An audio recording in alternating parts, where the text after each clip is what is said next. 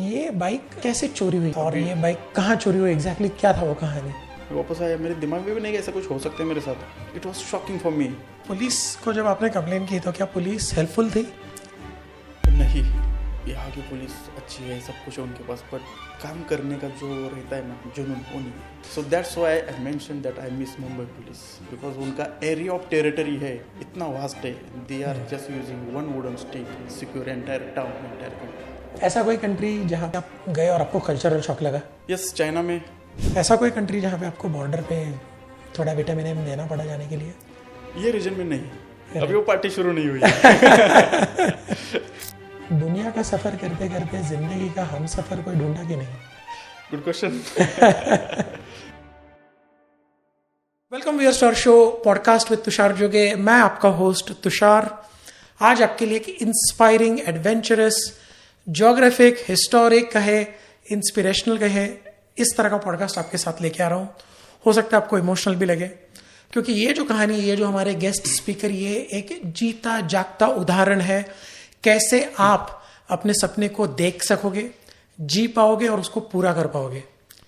और एक सफल व्यक्ति के जीवन में जैसे सफलता किस रास्ते से आती है, कैसे उस रास्तों में कठिनाइयां हैं, कैसे रास्ते में अड़ंगे हैं, मजबूरियां हैं, और उसमें से भी आप सफल बन सकते हो, इसका एक जीता जागता उदाहरण है आज के हमारे गेस्ट। सो दोस्तों, help me welcome our guest speaker today, Yogesh Alekari, a biker who has gone on roaming wheels across the world. So help me welcome Yogesh Alikari. Yogesh ji, thank you very much. Welcome to our show. Thank you. Podcast with Tushar. How are you, Yogesh? Yeah, I'm fine. How are you? I'm good. Thank you. You know, आपका ये जज्बा देख के मुझे inspiration मिलता है। आपके जीवन में इतनी सारी कठिनाइयां होने के बावजूद भी, और अभी जिस दौर से आप गुजर रहे हैं, yes. ये देख के मुझे, और आप फिर भी आप मुस्कुराए हैं, मुझे इंस्पिरेशन मिल रहा है कि कठिनाइयां कितनी भी आए, हमें पीछे हटना नहीं चाहिए। योगेश, एक बात बताइए, आपने जब अपना सपना पूरा करने का प्रण लिया कि मैं बाइक पर वर्ल्ड टूर जाऊंगा, तो समाज का क्या रिएक्शन था? समाज ने आपको पागल कहा या आपके सपनों का समर्थन किया था? क्या हुआ था? एक एबीपी न्यूज की न्यूज आई थी जब मैंने अनाउंसमेंट की थी मैं वर्ल्ड टूर पे ले जा रहा हूँ, तो कमेंट्स देख के मुझे पता चला कि भाई क्या रिएक्शन है। अच्छा, वो तो बात की बात, वो तो बहुत फनी थे। और उसके पहले जब मैं ब्रांड्स के पास जाता था तो वेल नोन ब्रांड्स के ऑफिसर बैठते बोल रहे थे कि तुझे पता नहीं लंदन कहाँ पे है, तो पहले देख ले मैप पे, फिर डिसाइड कर जाना है नहीं जाना है। तो मतलब इनका ये डायरेक्ट इतना रिएक्शन था, क्योंकि उसके पहले 10 साल हाँ गए थे लोग, बट वो ग्रुप में गए थे और उनके पास बड़ी बड़ी बाइक्स थे। मेरे पास था 400cc बाइक और अलोन जाना था सोलो, और वो भी मैंने चूज किया था रोड मिडिल ईस्ट कंट्रीज का, ईरान, टर्की, ये वाला। तो सब लोग बोलते सर नेक्स्ट टू इम्पॉसिबल, और था भी नेक्स्ट टू इम्पॉसिबल था ही, बट मैंने ठान ली थी मैं जाना ही है। तो इतने रिएक्शन फनी आ रहे थे, भाई क्या ऐसा थोड़ी ना होता है, ऐसा हो ही नहीं सकता। समुद्र में बाइक तैरकी जाएगी क्या? तो मतलब पॉसिबल नहीं, बस पब्लिसिटी स्टंट है, बहुत कुछ था, but I just ignored it, I started. Nice. आपके परिवार का क्या रिएक्शन था? मम्मी का रिएक्शन बहुत फनी था। मम्मी हंस मुस्कुराई, बोली मुझे लगा बच्चा बड़ा होगा, अभी भी बच्चों जैसी बात ही कर रहा है। माँ का प्यार ऐसा ही होता है। हाँ, तो उसको लगा यार मतलब होता है, सपने अपने देख सकते हैं, बट ये थोड़ी ना ऐसा कुछ होता है। जो कल्पना ये होती है अपने मन में होती है, उसको मन में एंजॉय करना है। यही हम लोग जो सराउंडिंग वैसी ही है। तो सडनली मैं बोल रहा हूँ मैं ये रियलिटी में करने जा रहा हूँ, तो मम्मी को कुछ टाइम लगा एक्सेप्ट करने, सच में जा रही है। तो कुछ दिन तो वही बोल रहे थे बच्चा अभी भी बड़ा नहीं हो रहा है, बच्चा तो ऐसी बात ही कर रहा है, कब बड़ा होगा मेरा बच्चा। बट सर, सफल लोगों के घरों में दो हिस्से होते हैं, एक उन पे विश्वास करता है, समर्थन करता है, न्यूट्रल रहता है, या फिर और एक पूरा क्रिटिक्स होता है। आपके घर में ऐसे कोई विभाजन थे? नहीं, मेरे घर में पहले सबसे इम्पोर्टेंट चीज है मैं बड़ा घर का हूँ, मतलब बड़ा लड़का हूँ, बड़े घर का नहीं, घर का बड़ा लड़का हूँ मैं। तो एक सेफ्टी सिक्योरिटी है कि है भाई संभाल के कर, तू टेंशन ज्यादा मत ले या अननेसेसरी कुछ मत कर। बट मैंने कन्विंस कर रखा उनको कि मैं एडवेंचर कर रहा हूँ और ये सेफ्टी सिक्योरिटी उनके सामने में प्रॉपर प्लान है, और इसमें ये कॉन्सिक्वेंसेस है, ये वाला हो सकता है, और इस पर मेरे पास ये सोल्यूशन है, मेरा स्टडी है, मेरा R&D इस बात का है, और अगर ये हो गया तो मेरे पास ये है, और मेरी लिमिट्स ये है। सो मैं मम्मी पापा को कन्विंस करता हूँ, बस दैट्स इनफ। और एक बार मम्मी कन्विंस हो गई तो फुल फ्रीडम है मेरे लिए। बट वो कन्विंस करना और मम्मी का विश्वास है मेरे ऊपर, और वो भी एक बात भी एक और है कि मैं जब निकला था न्यूज आ रही थी तो वो लोग बोल रही थी कैसे भेजा अपने बच्चों को, आप बेटा आपका जा रहा है कोई चोर बेर आएगा. Then this woman was the villagers. Mummy मेरी विलेज की है, मतलब विलेजर है प्रॉपर. दुनियादारी का बहुत ज्ञान है उसको. उसने मुझे ये सब स्टैंड दिया. तो वो क्या रिस्पॉन्ड करती थी, अगर कोई चोर आएगा तो उसके कपड़े भी लेके आएगा वो. ये मम्मी का स्टेटमेंट था. तो मैं खुश होता था कि भाई मम्मी टेंशन नहीं ले रही है, she is not worried, she just pushing me. और मुझे ऐसा कोई नहीं दिखा रही कि मुझे tension. So that's again pushing me ahead. True true. I mean family का सपोर्ट एक बहुत बढ़िया होता है. बड़ा है. मेरा छोटा भाई का सपोर्ट. आपके घर में कौन कौन है? मम्मी है, छोटा भाई है, बड़ी बहन की शादी हो गई और पापा मेरे 2 साल पहले गुजर गए. ओह सैड. आपके घर में अगर सबसे ज्यादा, हमेशा एक होता है कि एक व्यक्ति की तरफ सबसे ज्यादा वो एक सॉफ्ट कॉर्नर होता है हर बच्चों के लिए, हर व्यक्ति के लिए. हाँ. अपने घर में एक सॉफ्ट कॉर्नर होती है जिससे कंफर्टेबली बात कर सके. ऐसे कौन था? पापा थे, माँ थी, बहन थी या फिर भाई थे? कौन था? भाई बहन बोल सकते हैं. मम्मी पापा से एक थोड़ा लिमिट में ही बात करते हैं हम लोग, क्योंकि टेंशन भी होता है बच्चों का. बाहर जा रहा है, ज्यादा ट्रैवल कर रहा है, तो उतना कंफर्ट मम्मी पापा के पास तो नहीं होता है. इवन द विलेज स्टोरीज आप देखोगे तो इतना कंफर्ट नहीं होता. बट एक डर होता है, क्या बोलते हैं उसको, रिस्पेक्ट वाला एक माहौल रहता है. विलेज स्टोरी आप कह रहे हो, मतलब क्या आप मुंबई से नहीं हो? नहीं. तो आपकी कहानी क्या है बचपन की? मैं एक ऐसे गांव में से बड़ा हो चुका हूँ, अभी भी मेरे गांव में बस नहीं जाती. 2 बार बस जाती है, वो भी कॉलेज बंद हो गया तो बस बंद होती है. हमें 4 किलोमीटर चल के जाना पड़ता है स्टॉप पे, तो वहां से हमें बस मिलती है. कौन सा गांव है आपका? करंडेवाड़ी, तालुका कडेगांव, जिला सांगली. सांगली में करंडेवाड़ी में दिन में सिर्फ 2 ही बार बस होती है? 2 ही बार बस जाती है. और 70-80 अगर मेरे गांव में अगर मुझे पेप्सी या फिर कोक वगैरह कुछ खाना है, पीना है, कोई अगर मेहमान आ गए तो लेमन शरबत हम बनाते हैं. अगर घर पे नहीं है तो 2 किलोमीटर दूसरे गांव में जाके हमें लेमन लेके आना पड़ता है. अगर मेरी चप्पल टूट गई तो मेरे गांव में अरेंजमेंट नहीं है कि उसको कुछ फिक्स करवा ले. तो आपके पापा क्या करते थे? मेरे पापा किसान थे, हम खेती करते हैं. हमारे फैमिली बैकग्राउंड हमारा फार्मर. आप किसान के बेटे हो? यस. किसान के बेटे ने, तो ये सफर कैसे शुरू हुआ कि किसान, खेती में किसान करते हुए व्यक्ति का बेटा खेती में हल चलाते चलाते दुनिया के रास्तों पे गाड़ी चलाने लगा और दुनिया पे ये 2 व्हीलर बाइक लेके आज पूरी दुनिया में चमक रहा है, ये सितारा, ये चेहरा चमक रहा है. तो ये कहानी कहाँ से शुरू हुई योगेश? इससे हम बोल सकते हैं जमीन से जितना ज्यादा जुड़ोगे उतना ऊपर उठोगे. सो हम लोग जमीन से जुड़ते हैं, मतलब मैं जिस तरीके से जुड़ा हूँ उसको शायद मैं बोल सकता हूँ कि जितना ज्यादा जमीन में जुड़ा हूँ. मेरा फैमिली बैकग्राउंड फार्मिंग का है. मैं बचपन से खेती की काम करता हूँ. उससे एक फायदा हो गया, मेरा शरीर अच्छा हो गया, मेहनत की मतलब एक आदत हो गई बॉडी को, फिटनेस आ गया. और बाकी था कि रिसोर्सेज कुछ नहीं थी. एडवेंचर था कि भाई जो है उसी में हैप्पी रहना है. रिसोर्सेज बिल्कुल भी नहीं है अपने आजू बाजू में, और कंफर्ट लाइफ नहीं है बचपन में, और मेहनत तो बचपन से ही करनी. तो इससे मेरी लाइफ मतलब फाउंडेशन मेरा फिक्स हो गया. और स्कूल के लिए मुझे 3 किलोमीटर दूर जाना पड़ता था साइकिल से. गांव में 4वीं तक है. 4वीं तक की स्कूल थी? 4वीं तक. हाँ. 5th के लिए मुझे 3 किलोमीटर दूर जाना पड़ता था साइकिल से. सो फिर अगेन ट्रैवल आ गया, चैलेंजेस आए, घर से दूर है इतना, मतलब 3 किलोमीटर भी अगर बोल रहे 10 साल के बच्चे के लिए 3 किलोमीटर दूर स्कूल जाना full day, so it's a challenge. It's a challenge, of course. Yeah. और roaming on the wheel started from 5वीं कक्षा से. Yes, we can say. सबसे मैं दो पहिए पे चल रहा हूँ. तो वहां से साइकिल चली है, वो साइकिल अभी लंदन तक पहुंची है. राइट. आपकी पढ़ाई सुन के तो फिर आपकी पढ़ाई काफी इंटरेस्टिंग रही होगी. कैसी थी पढ़ाई में? आप कैसे थे? मेरी पढ़ाई में मैं अच्छा था, बट मैं मार्क्स में इंटरेस्टेड नहीं था. मैं जाके मेरे कितना सेटिस्फेक्शन है भाई इतना ही, मुझे फर्स्ट रैंक चाहिए ऐसा कुछ नहीं चाहता. क्योंकि मुझे एक्स्ट्रा करिकुलम एक्टिव में बहुत इंटरेस्ट था. स्कूल में मैं सब में एक्टिव था. एक टाइम तो ये रंगोली रंगोली ये कंपटीशन चल रहा था, मैंने कभी किया भी नहीं था. तो सोचा इस बार ये ट्राई कर लेते, लड़कियां बहुत उड़ रही है. प्राइज लेके आया मैं. अरे वाह, क्या बात है. नाइस. मतलब ऐसा मैं एक्टिव था कि अदर चीज में. और पढ़ाई के लिए बस 70-80 तो नहीं मिले मुझे, 70 के आसपास खेलता रहता था. 70% डिस्टिंक्शन. और ये सब करके और मैं हैप्पी था, कॉलेज हो या कहीं पे. फिर तो ये मुंबई का रेफरेंस कहाँ से आया? ऑफ कोर्स मैं गांव में था, वहां पे खेती करनी है, पापा बोल रहे थे भाई ये करना है तो कर लो. हम 2 भाई है तो मैंने डिसाइड किया कि अगर इसमें अगर भाई कर रही है, उसको उसमें इंटरेस्ट था, मुझे भी इंटरेस्ट है, बट अगेन मेरे एम्बिशन थोड़े ज़्यादा थे। तो मैंने सोचा कहीं दूर जाते, तो मैं जॉब के लिए मैंने आर्किटेक्चर डिप्लोमा किया। डिग्री करने के पैसे नहीं थे, मुश्किल से वो डिप्लोमा कंप्लीट कर पाया क्योंकि उसका फीस वो बहुत था, मुझे पता नहीं था पहले। और मैं मुंबई आ गया 2009 में जॉब के लिए। तो फिर वहाँ से बट अगेन मैं गांव में अभी भी जाता हूँ, हर 2-3 महीने में गांव जाता हूँ। मैंने 140 पेड़ लगाए हैं, 140 ट्रीज है। अमेजिंग। तो मैं जाके उनका जो मेंटेनेंस है, क्या बोलते हैं उसको, फर्टिलाइजर हो उनका, या फिर कुछ खत पानी करते हैं, उसकी करनी बहुत काम करना, मेंटेनेंस बहुत करना पड़ता है। तो हर 2 महीने में जाकर, और मेरा टारगेट ये है कि मैं कौन से भी सीजन में घर में जाऊँ तो एक ना एक फ्रूट का सीजन चलता रहेगा। ऐसे मैंगो तो समर में आते हैं, तो मैं कौन से भी सीजन में जाऊँ मुझे एक फ्रूट खाने को मिल गया जिसका मैंने बीज बोया है। तो अभी भी आदत है, तो रूटेड है हूँ मैं, तो ज्यादा एनर्जी मिलती है आगे स्टेप अप करने के लिए। मुंबई में आपने पढ़ाई ज्यादातर आई थिंक हायर, जैसे अभी आपने रेफरेंस दिया कि हायर एजुकेशन आपने मुंबई में लिया।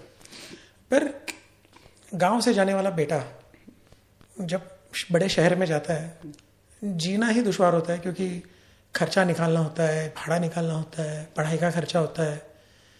तो ये क्या जिंदगी कैसी रही वो, और what was the story, what was that spin, what was that twist?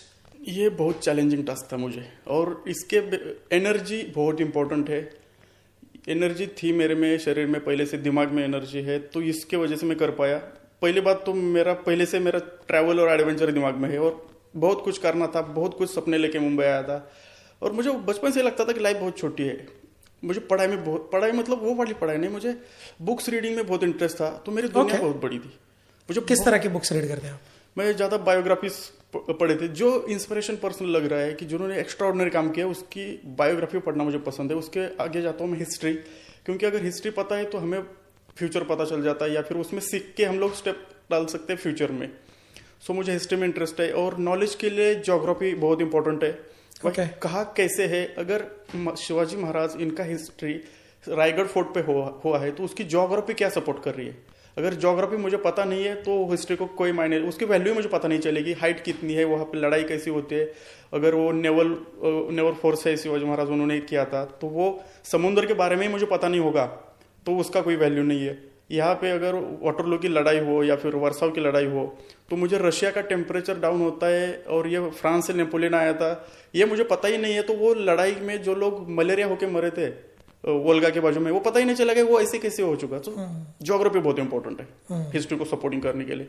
और साइंस तो पहले से ही था कि भाई क्यूरियोसिटी है, हर क्वेश्चन का मुझे आंसर ढूंढना है। सो ये आंसर ढूंढते ढूंढते मैं दुनिया ट्रेवल कर रहा हूँ, तो ये साइंस बेस है इसका। सो ये सब कलेक्टिवली इंटरेस्ट बनता गया, और जैसे मुंबई में आ गए तो पढ़ाई की आदत है, रोज नया नया चीज मिल रही है। और मुंबई में आके मेरा दुनिया बहुत बड़ा हुआ है। मेरी छोटी दुनिया थी पहले गाँव में, उस टाइम तो न्यूज गूगल भी कुछ नहीं था, बस जो पेपर में पढ़ रहा हूँ वो कुछ बुक्स में। करेक्ट। सो मुंबई आने के बाद अचानक से मेरे पास है, मतलब ये ज्ञान का भंडार खुल गया। इतने सारे बुक्स मिलने लगे, गूगल है, इंटरनेट है, सामने स्क्रीन आ गई, एक बार डाल दो तो यार सब कुछ मिल रहा है। तो पैशनेटली ढूंढता था, चला। फिर ट्रैवल बढ़ गया मेरा, फिर अगेन जॉब करना है, कॉलेज करना है, सैटरडे संडे ट्रैवलिंग जाना है। तो ये सब मुझे 2009 से ये सारा। हाँ, 2010 से एक साल। कितने साल आप मुंबई रहे फिर पढ़ाई के लिए? मुंबई में 4-5 साल पढ़ाई की। पढ़ाई करने का मौका मेरा मतलब मुंबई में यही था, क्योंकि एकेडमिक तो मेरा ऑलरेडी सेट था और मैं जॉब करता था। बस मुझे वो स्टूडेंट वाली लाइफ एंजॉय करनी थी, जो बहुत जल्दी से मैंने छोड़ दी थी। और मुझे मुंबई में आके पता चला कि गांव में या कराड़ में मैंने कुछ स्टूडेंट लाइफ में मिस किया, जो ज़्यादा है हमारे टाबू है ज़्यादा। अभी थोड़ा बहुत चेंज हो गया है 15 साल में। जब मैं कॉलेज में था, स्कूल में, तो लड़के लड़कियां फ्रेंडशिप या चीज़ें स्टूडेंट लाइफ में बहुत लिमिटेशंस थी, बहुत टाबू थे, और व्हाट वी कैन से है कुछ रिस्ट्रिक्शंस थे जो सोशली थे। मुंबई में आके वो सब बैरियर टूट गए। मैं डिज़ाइन करने के लिए कॉलेज में गया था, कॉलेज का एक फ्लोर है मैं डिज़ाइन करने के लिए। तो उस टाइम मैंने देखा कि मुंबई का कॉलेज का एनवायरनमेंट, तो मैंने इमीडिएट जाके डिसाइड किया कि कौन सा कॉलेज है नियरेस्ट और मैं कैसे एडमिशन ले सकता हूँ। And then I started Mumbai, MD college में हो गया फिर। तो आपने पढ़ाई हिस्ट्री में की है? नहीं, क्योंकि वो मुझे पता है ना, फिर पढ़ाओ क्यों।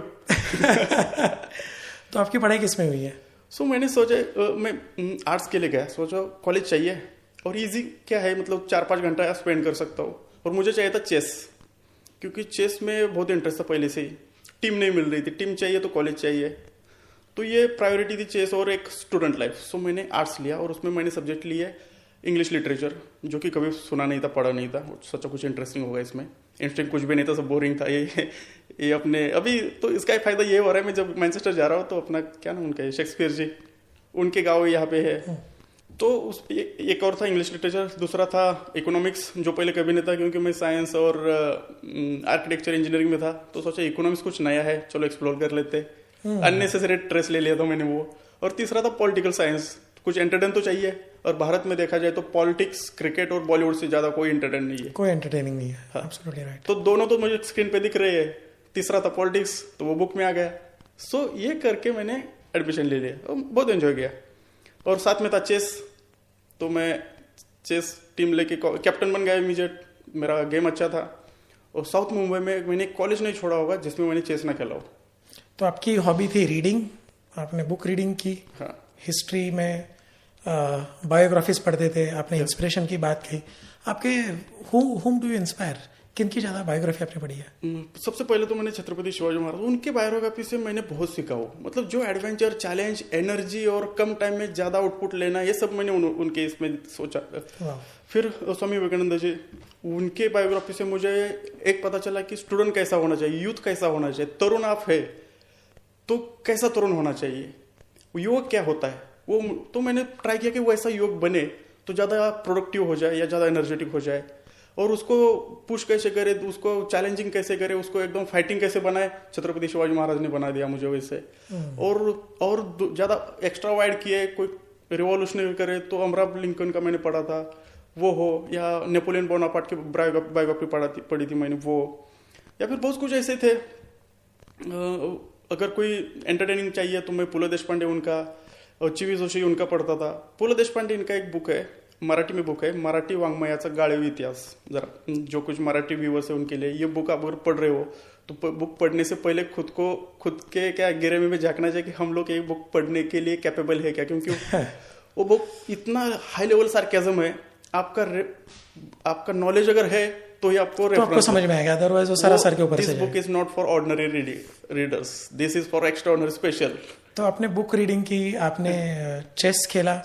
सर ये बताइए, ये दो पहियों की सवारी कहाँ से शुरू हुई, क्या स्पार्क, कहाँ ये अचानक से ये गाड़ी कहाँ और कैसे फिसल गई?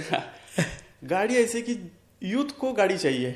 मतलब जो हम लोग जब अडल्ट हो जाते हैं, टीनेजर से आगे निकल रहे हैं, तो भी कॉलेज में जाने के लिए बाइक है। बाइक एक फैसिनेटिंग व्हीकल है। कॉलेज में हम तो गरीब, मतलब गरीब ही बोल सकते हैं भाई, सब लोग गरीब ही थे हमारे कॉलेज में। एक की मोटरसाइकिल रहती होगी, हम लोग 50 लोग हैं ना स्कूल कॉलेज में, एक दो के पास ही मोटरसाइकिल रहती थी, सब एक के साथ शेयर करते थे। हाँ, तो फिर कहीं जाना है वो भी डिसाइड होगा कि भाई तुझे 1-2 महीने दिए है ना पहले, तो अब नहीं देंगे तो किसी और को। तो सोचा था कि भाई पहली मोटरसाइकिल, जैसे पहली सैलरी आ जाएगी मोटरसाइकिल ले लेंगे।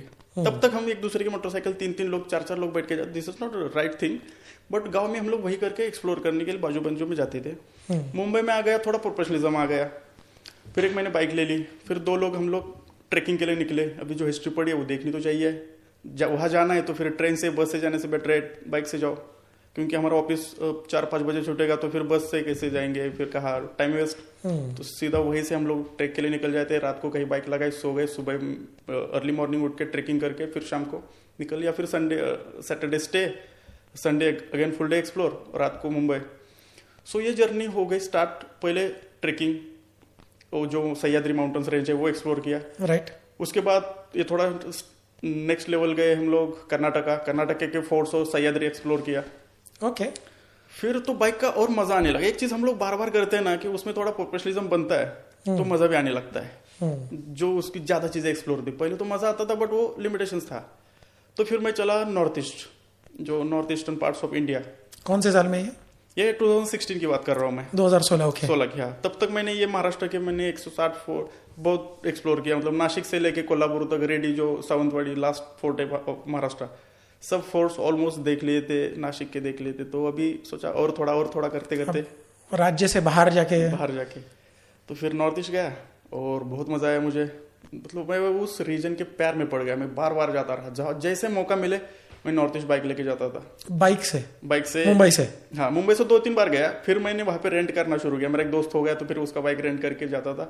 फिर ट्रेन में डाल के बाइक लेके जाता था, वहां उतार के फिर घूमना है, फिर ट्रेन में डाल के आना है। सो ऐसे मैंने बहुत एक्सप्लोर किया। अरुणाचल प्रदेश, नागालैंड, मणिपुर, मिजोरम, त्रिपुरा, मेघालय, सिक्किम, भूटान, बहुत एक्सप्लोर किया। बहुत मजा आया। माउंटेन्स मुझे बहुत पसंद है। Bhutan was the first country out? और या भूटान मेरी फर्स्ट थी। फॉरेन ट्रिप मेरी भूटान की थी फर्स्ट। बाइक पे या वहां पे जाके बाइक? नहीं, बाइक लेके गया था। ओह वाह, ओके। तो भूटान, अगर ये तो आप भूटान ही गए, फिर बाद में आगे उसके बाद मैं नेपाल भी गया था। फिर अगर फर्स्ट टाइम फ्लाइट से गया हो तो थाईलैंड था।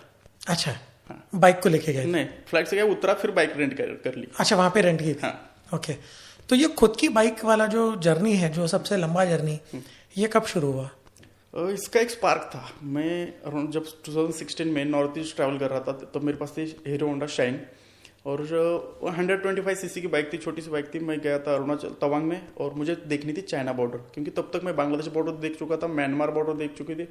सो अभी मुझे जो जो कंट्रीज इंडिया को कनेक्ट कर रही है उनके बॉर्डर्स देखने थे उस पार।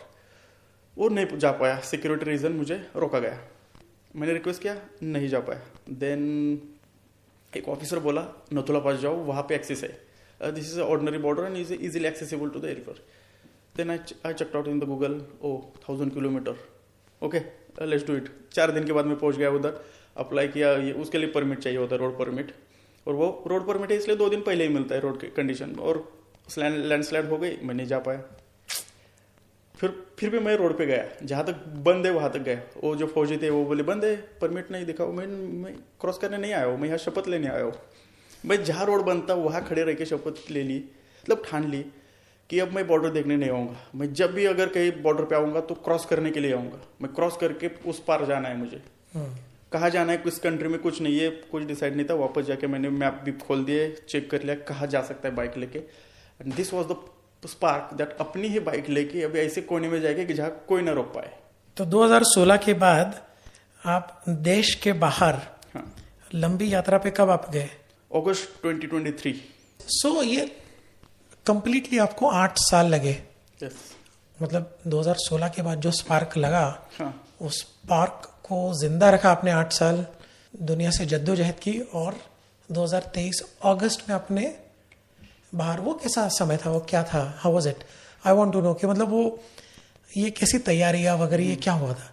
कितने रोड़े आए बीच में, कितने अड़ंगे आए बीच में? कैसे होता है कि अगर कुछ हम लोग ठान लेते हैं ना, बहुत चैलेंजेस आते हैं। जिस पता नहीं, शायद भगवान का कुछ डेस्टिनी होगी, मतलब लिखा होगा कि जिससे कुछ करवाना है ना उसको बहुत चैलेंजेस दे देता है, या शायद वो मेरी टेस्ट होगी। तो इतने चैलेंजेस आते थे। फर्स्ट तो वीजा में सब एक एक चैलेंज पार करता था। बहुत चैलेंजेस आ रही थी। वीजा का था, पासपोर्ट, ये शेंगन वीजा, मेरे ITR मेरा बहुत कम था, 5 लाख का ITR था तो नहीं मिल रहा था। ये पार करते करते मैं आ गया। अगस्त में मेरा प्लान डिले हो गया। डिले होने का रीज़न एक था कि सडनली मुझे एक और बड़ा चैलेंज आ गया जो मैं कांट इमेजिन। मतलब अभी जैसे, मतलब अनएक्सपेक्टेड चैलेंजेस था। जस्ट माइनर, पापा बीमार हो गए और हॉस्पिटल लेके गए। Suddenly doctor said cancer. Oh. और कैंसर इज, और वो ऐसा कैंसर था नॉट क्यूरेबल। मैं सब कुछ वही छोड़ दिया। मुंबई वीज़ा प्रोसेस चल रही थी, एप्लीकेशन, गांव चला गया, हॉस्पिटल इधर जाना है उधर लेके जाना है, बहुत कुछ किया। बट मैं जब अगस्त में निकला और उससे 1 महीना पहले पापा एक्सपायर हो गए। ओह, आई लॉस्ट माई बैकबोन, मेरा सपोर्ट। मुझे बहुत मोरली सपोर्ट करते थे। सो एक्चुअली कैसे होता है कि चैलेंज होता है बहुत बड़ा, और वो चैलेंज मैं नहीं सही पा रहा था। मतलब बहुत मेरी हालत ख़राब थी कि मैं क्या करने जा रहा हूँ और यहाँ पे क्या हो रहा है, सडनली ये कैसे टैकल करे। सो आपने कभी फील किया होगा सबसे पेनफुल थिंग क्या होती है लाइफ में? अभी मैं तब तक मेरे कॉन्टेक्ट्स थे, मैं अच्छा खासा कमाता था, सब कुछ था, पापा का हाथ लेके हाथ में बैठा था। डॉक्टर ने रिपोर्ट दिए थे मुझे कि प्रैक्टिकल सोचोगे तो डिसीजन लेना था मुझे, ऑपरेशन करना है नहीं करना है। क्या ऑपरेशन करना है, मतलब हम लोग अपफ्रंटली थ्रोट कैंसर था।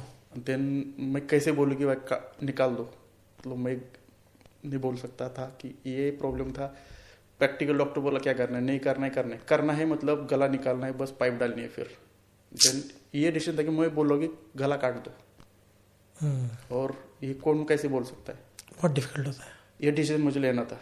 मैं बड़ा बेटा हूँ तो क्या करना है, ऑपरेशन करना है नहीं करना है, नहीं करना है तो, और करना है तो गारंटी कितनी है। इतना स्ट्रेंथ सिचुएशन में डाल दिया था, हाथ में बैठा था, पेनफुल सिचुएशन ये थी कि आप कुछ नहीं कर पाते। मैं हाथ छोड़ के दूसरे, अगर वो स्टेज से बाहर चला जाऊँ और बोलूँ कि मैं कुछ भी कर सकता हूँ, मैं लंदन से जाता हूँ बाइक से, कुछ भी कर सकता हूँ, कहीं भी रह सकता हूँ, जो चाहे चैलेंज फेस कर सकता हूँ, बट जब पापा का हाथ में आता है then I realise I can't do anything. यहाँ पे आपके कॉन्टैक्ट्स काम नहीं कर रहे, डॉक्टर्स काम नहीं कर रहे, पैसे काम नहीं कर रहे, तो जो फील थे ना, और वो किसी लिए, अपने बाप के लिए, दैट वॉज स्ट्रेंज। बट हाथ ऐसे हाथ में था, कुछ समय में हाथ ठंडा पड़ गया, then I lost something. I can feel for you, I can honestly I can feel for you.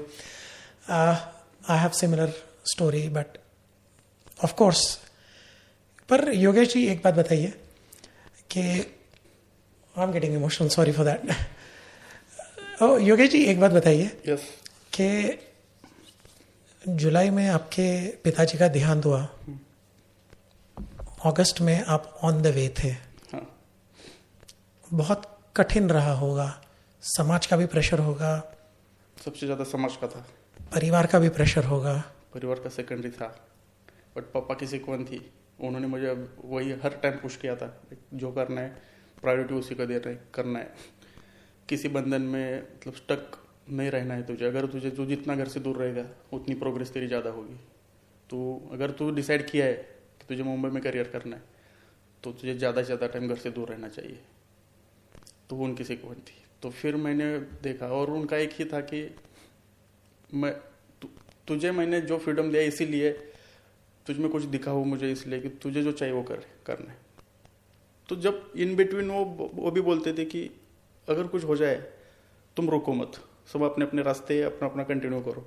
तो वो याद आया, और फिर मुझे ऐसा लगा कि शायद पापा को पता होगा कि मुझे लंदन, मुझे दुनिया घूमनी है और मैं उसके लिए कितना मेहनत कर रहा हूँ।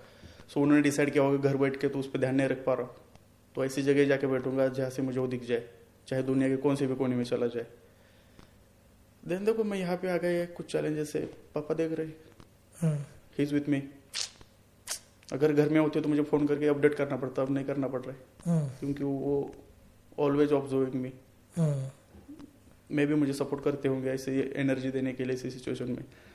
और उनकी एक शिक्षा थी, 6th स्टैंडर्ड में था, कुछ छोटे मोटे प्रॉब्लम लेके घर आया, उन्होंने मुझे 2-3 चमट लगाए और बोले ये ऐसा वही की वही निपटाना है, घर लेके नहीं आना है। झगड़ा वहीं पे, कुछ भी हो, ये छोटे मोटे चीज के लिए मेरे पास नहीं आना है। मतलब मेरी कुछ गरिमा है यार, बड़े चीज को के लिए मैं बाप हूँ, मैं बाप जैसे काम लेके आया, बच्चों जैसे काम क्या लेके आया, मतलब ऐसा कुछ होगा। और वो मेरे लिए थे पोलियो के डोज मेरे दिमाग के।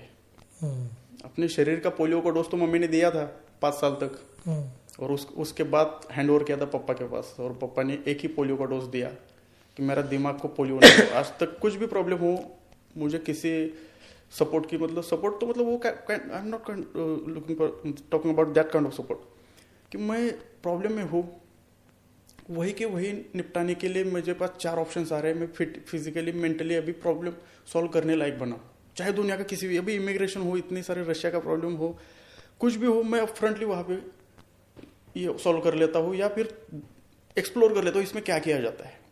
इतने चैलेंजेस मैंने किए, उसका रीजन वही था, प्रॉब्लम वही सॉल्व करनी, वो बचपन से मैं सीखा। कभी ऐसा हुआ है कि आपके पिताजी चले गए और महीने बाद आप रास्ते ऑन वे थे 2 व्हील्स पर, चेहरे पे तो हेलमेट था लेकिन आंखों पर तो हेलमेट नहीं था, कभी ऐसा हुआ है कि अकेला लगा, पिताजी की बहुत याद आई है, गाड़ी चल रही है और आंखों से आंसू आ रहे हैं? ईरान में हुआ था, ईरान में बहुत चैलेंजेस थे, मतलब मैं ह्यूमिलेट हुआ था, पूरा परेशान, एक्सट्रीम लेवल तक मेरे चैलेंजेस थे कि मेरी बाइक नहीं मिल रही, एयरपोर्ट पे बाइक है, किसी को कुछ पता नहीं, कस्टम क्लियरेंस करना, टेम्परेचर 40 डिग्री सेल्सियस चल रहा है, लोगों को इंग्लिश नहीं आ रहे, हर स्टेप पे मेरे चैलेंजेस है, होटल का बिल बढ़ता जा रहा है। और मैं एक बार सपने में पापा आए थे और मैं रो रहा था उनको पैर पकड़ के, मुझे हेल्प चाहिए पापा, मदद करो, मुझे यहाँ पे कोई नहीं है इस नई ज़मीन पे। और मैं ऐसा मतलब नींद खुल गई, मेरे आंखों से पानी आ गया। मतलब कुछ भी हो, बाप के आगे कोई नहीं है। बेटा कितना भी बड़ा हो, उसको बाप की जरूरत चाहिए। बाप को जब गले में आएगा, बाप का हाथ पकड़ेगा। True true. तो उसके बाद में जैसे गाड़ी आ गई, तो वही होता था जो ऐसा याद आती थी, क्योंकि मैं भी हैप्पी हूँ, मैंने वो कर डाला, बताओ किसको? पापा को। तो पापा मैंने ये कर लिया, अब नहीं बता सकता। सो योगेश, ये तो आपके एक इमोशनल एलिमेंट्स, हर कोई व्यक्ति इस इमोशनल एलिमेंट से जाता है। I have been on many of those, but the only thing is I have never been on a world tour, but yes I have lost my dad. But Yogesh, मुझे आपकी वो कहानी जाननी है कि जब आपने वर्ल्ड टूर शुरू की तो कहाँ पर आपका वो क्या रूट था, वो क्या जर्नी पॉइंट था, कितने दिन लगे, वो क्या था? थोड़ा वो जर्नी मेरी थी 136 डेज की। वो डिसाइड था 100 डेज, बट वो 136 डेज एक्सटेंड हो गई। सो मैं मुंबई से चला गया ईरान, फ्लाई किया क्योंकि all the borders were close at that time. So fly किया ईरान, फिर ईरान से Turkey, then Greece, then North Macedonia, Albania, Montenegro, Bosnia Herzegovina, Croatia, Slovenia, then Italy, Switzerland, France, then United Kingdom, Wales, England and Wales. Then वहाँ जाके मैंने decide किया ये journey यहाँ नहीं रुकेगी, बहुत मजा आ रहा है, ये मुंबई तक चली जाएगी। So that was unplan journey. Mumbai to London to Mumbai was unplan, and the plan was that Mumbai to London. Then I started for my unplan journey from England, then वहाँ से फिर फ्रांस, फिर बेल्जियम, जर्मनी के बाद मैं ऑस्ट्रिया चला गया, फिर रोमानिया, हंगेरी, स्लोवाकिया, सर्बिया और बुल्गारिया, फिर टर्की। और उसी टाइम हुआ वॉर जो हमास और इजराइल ने स्टार्ट हुआ था 7 अक्टूबर 2023, and I was supposed to go to Egypt and then from there to Israel, Jordan, Saudi Arabia, Qatar, Bahrain, Dubai and then fly to India. That was my initial route, that was my expected route. But Turkey आने से पहले ही वो war शुरू हो गया, तो मेरा Egypt का वीजा, सऊदी का वीजा, ये सब मुझे छोड़ना पड़ा। देन मुझे पता था, मतलब ये दिख रहा है कि भाई ये लंबा चलेगा, अभी भी चल रहा है। दो साल हो गए। देन मैंने डिसाइड किया जो मैं साउथ जा रहा हूँ तो चलो अभी नॉर्थ की तरफ जाते हैं। फिर टर्की से मैं चला गया जॉर्जिया, अजरबैजान, आर्मेनिया, देन वहाँ से ईरान, फिर वहाँ से दुबई से Bahrain, then fly to Cochin, Goa, गाँव में गया कराड़, फिर वहाँ से मुंबई। 29,000 किलोमीटर, 27 कंट्रीज और 136 डेज। वाह वाह। ये सारा जब टू व्हीलर पे जा रहे थे, क्या आप वो हीरो होंडा शाइन क्या उसी बाइक पे गए थे? नहीं, ये थी रॉयल एनफील्ड हिमालयन, जो कि मैंने पर्पसली ली थी कि अभी मेरे दिमाग में तो प्लान था इंटरनेशनल, तो इसी चलते या फिर कंसिडर करके मैंने जनवरी 2018 में मुझे खुद को एक गिफ्ट दिया, रॉयल एनफील्ड हिमालयन मैंने परचेस कर ली। ओके। और वो बाइक वेट कर रहा था भाई इसको कब लेके जाओ, फाइनली 23 में सक्सेस हुआ। सही है। तो ये सारी आपने हमेशा एक हिस्ट्री का रेफरेंस दिया कि आप एक्सप्लोर करते हो as adventure biker, you explore and you explore on your own, so you don't go in a group. तो जब ये रास्ते जा रहे थे, वर देयर एनी एक्सप्लोरेशंस और दे वर जस्ट प्योर? तो जब ये रास्ते जा रहे थे, वर देयर एनी एक्सप्लोरेशंस और they were just pure travel leisure? क्या था, व्हाट वाज दैट? ये पिकनिक नहीं है। ओके। ये कोई मतलब हॉलीडे नहीं है, वेकेशन नहीं कि भाई मुझे ऑफिस में बोर हो रहा है मैं जा रहा हूँ हॉलीडे, नहीं। एक एक्सपीडिशन है। ओके। एक चैलेंजिंग एक्सपीडिशन है। मैं अकेला जा रहा हूँ, उसका रीजन है। मैं बाइक क्यों लिया, इसका रीजन है। मैं उसी रास्ते क्यों गया, उसका रीजन है। मुझे क्या करना है जाके, मुझे सबसे पहले करना है लोगों से मिलना है। बाइक लेने, बाइक क्यों लिया? बाइक यही कि बाइक मुझे 360 डिग्री का फुल डे का व्यूज दे रही है और मुझे 24 आवर्स अलर्ट लग रही है। जो कि मतलब मैं गाड़ी स्टार्ट किया, एक्सप्लोर है, मेरे आंखों से सब कुछ दिख रहा है, अच्छा लगा, बाइक स्टॉप कर दी, रुका दिया, बाजू में रोक दिया, कोई किसी ने हाथ कर दिया, रुका, कोई फ्रूट बेच रहा है, पूछा कौन से फ्रूट है। ये जो फ्रीडम है ना, मतलब वो कनेक्ट करना है। मैं छोटा व्हीकल कॉम्पैक्ट है, खुला है और चैलेंज है, अलर्ट रहे। यहाँ सोने का अलाउड नहीं है भाई, सो गया थोड़ा, कोई और ड्राइव कर रहा है, मैं सो गया, कुछ नहीं।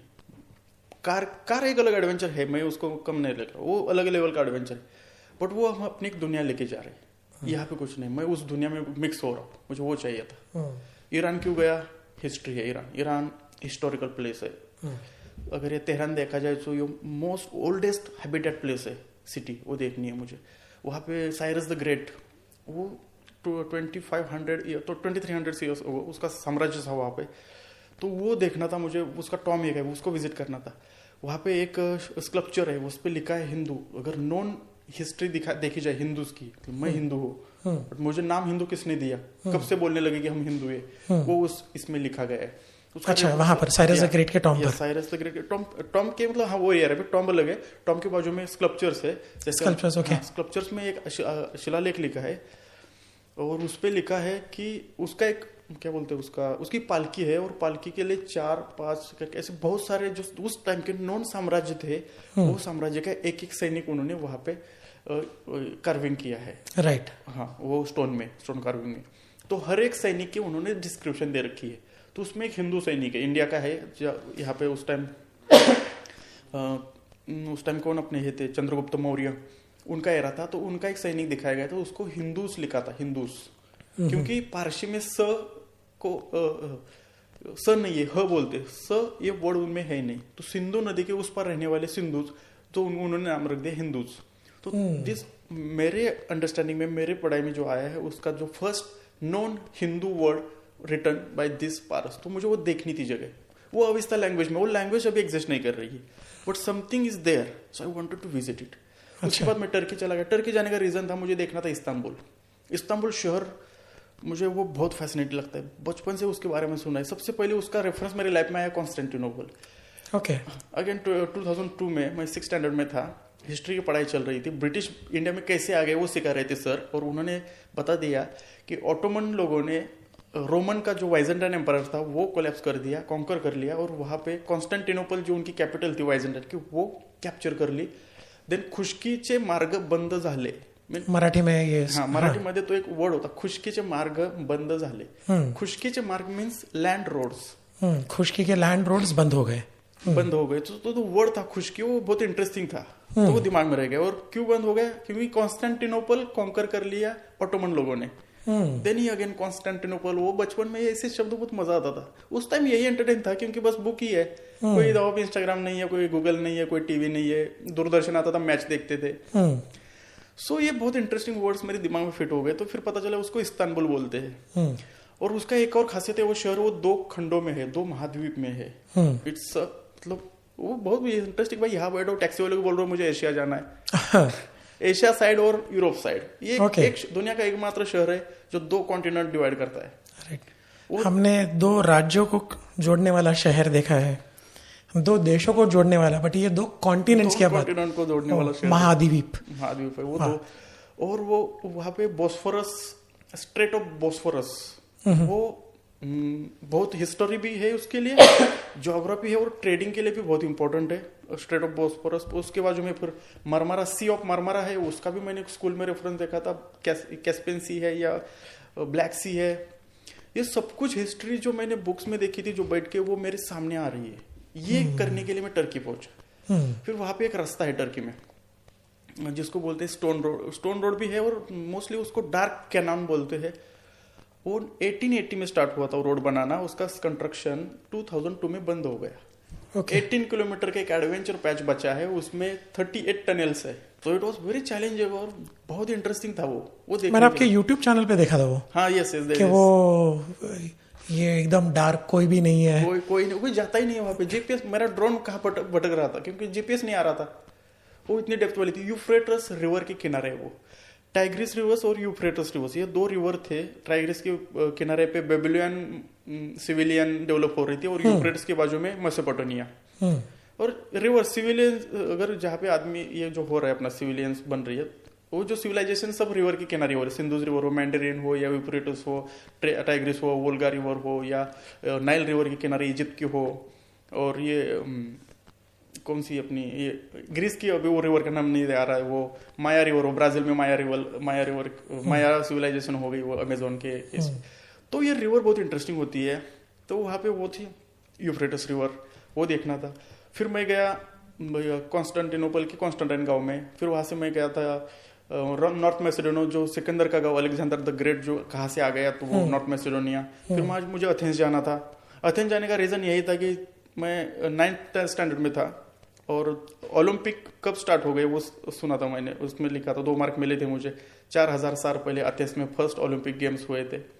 और उसका रीजन क्यों था, यूनाइट करना था, जो छोटे छोटे में बांट रहे थे, तो उसको यूनाइट करके उसका तो खेल एक था कि जिसके लिए मतलब यूनिटी हो जाए, तो वो स्टार्ट हुआ। मॉडर्न ओलंपिक जो 1891 में हुआ, 1891 आई थिंक सो, या वो भी एथेंस से शुरू हो गए, और एथेंस से बहुत सारे लोग जो ग्रीक सिविलाइजेशन हो, या हमने आर्किमिडीज हो, मैगस्थनीज हो, अरिस्टोटल हो, ये जो फिलोसोफर है, स्कॉलर हो, साइंटिस्ट है उस जमाने के, वो सब ग्रीस से आए थे, ग्रीक संस्कृति, तो ग्रीक का एक हमें इम्पैक्ट था। और एक और बात है कि मैगस्थनीज करके एक फिलोसोफर ट्रैवलर था, वो इंडिया आया था 2000 साल पहले, 2100-2200 ईयर्स अगो। तो उसने एक बुक लिखा है इंडिका, गूगल में आपको मिलेगा रेफरेंस है, इंडिका रिटन बाय मैगस्थनीज। उसने बहुत कुछ अच्छे रेफरेंस दिए हैं। अगर कोई रेफरेंस लेना इंडिया कैसा था, हम लोग उस टाइम लिखते नहीं थे, हमारे पास कुछ नहीं, हम चल रहा है चल, हमारे पास वो लिखने के, हम लोग स्टोन पे कार्विंग करते थे, स्कल्पचर करते थे।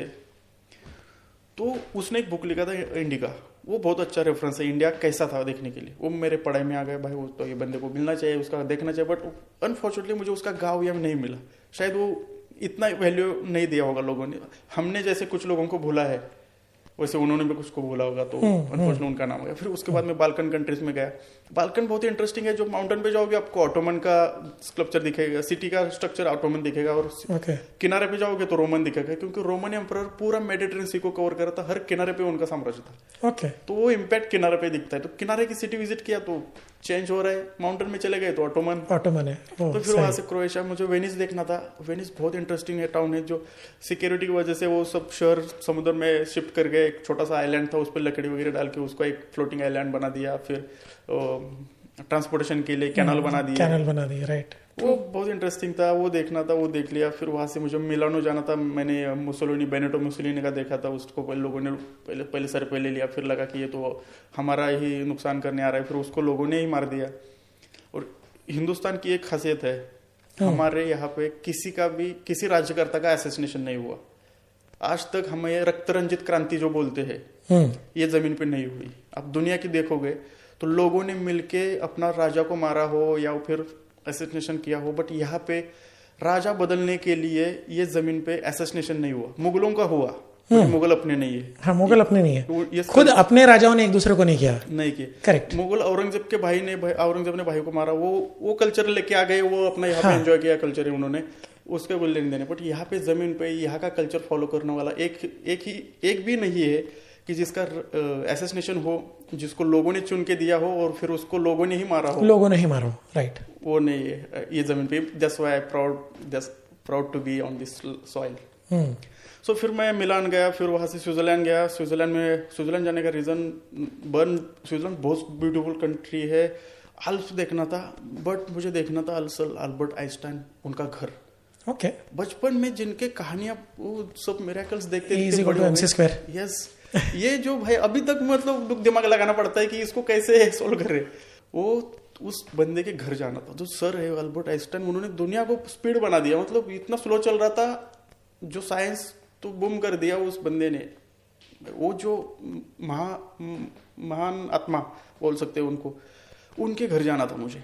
वो घर कहाँ बैठे हो गए, अल्बर्ट आइंस्टाइन यहाँ बैठ रहे, यहाँ से मतलब जो बहुत इंटेलिजेंट पर्सन, टैलेंटेड लीजेंड है, वो कैसे रहते होंगे, उनका घर कैसा है, क्या है, कौन सी चेयर पे बैठे हुए, कौन से बेड पे सोते, वो देखना था मुझे 100 साल पहले। फिर उसके पहले मैं सर्बिया में भी गया था। सर्बिया में सर निकोला टेस्ला, उनका घर, एसी करंट, डीसी करंट, उन्होंने इलेक्ट्रॉनिक में पूरा रिवॉल्यूशन कर दिया।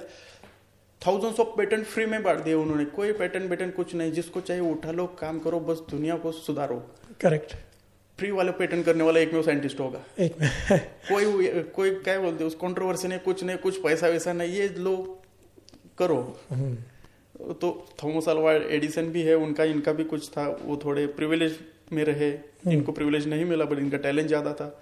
वो हिस्ट्री या उनका है, वो देख के फिर मैं गया फ्रांस। आईफिल टावर देखना था, एक जमाने की दुनिया की सबसे ऊंची मैनमेड वो इमारत स्ट्रक्चर था वो। तो वो देखा। फिर वहां से मैं डंकिर्क किनारे गया। डंकिर्क किनारे की स्पेशलिटी ऐसी है कि आज तक दुनिया में लोगों का रेस्क्यू किया जाता है। कई नेचुरल कैलेमिटी होते हैं, युद्ध होता है, वॉर होता है, या भूकंप आ गया, यहाँ पे सैनिकों का, और उसकी तादाद थी 3,38,000 सैनिक, जो फ्रेंच और ब्रिटिश सैनिक थे। और जो जर्मन सैनिक उन पे अटैक करने आ रहे थे, वो डंकिर्क किनारे पहुंच गए। और जो यहाँ पे विंस्टन चर्चिल थे, विंस्टन चर्चिल, हाँ, यहाँ का प्राइम मिनिस्टर पहला, हाँ। तो उन्होंने जो फिशरमैन थे उनको रिक्वेस्ट किया कि आपकी बोट भेजो, कि एक किनारे पे बड़ी बोट नहीं जा रही, उन लोगों को उठाना है वहां से। तो सब लोगों ने अपने छोटे छोटे बोट फिशरमैन ने दे दिए।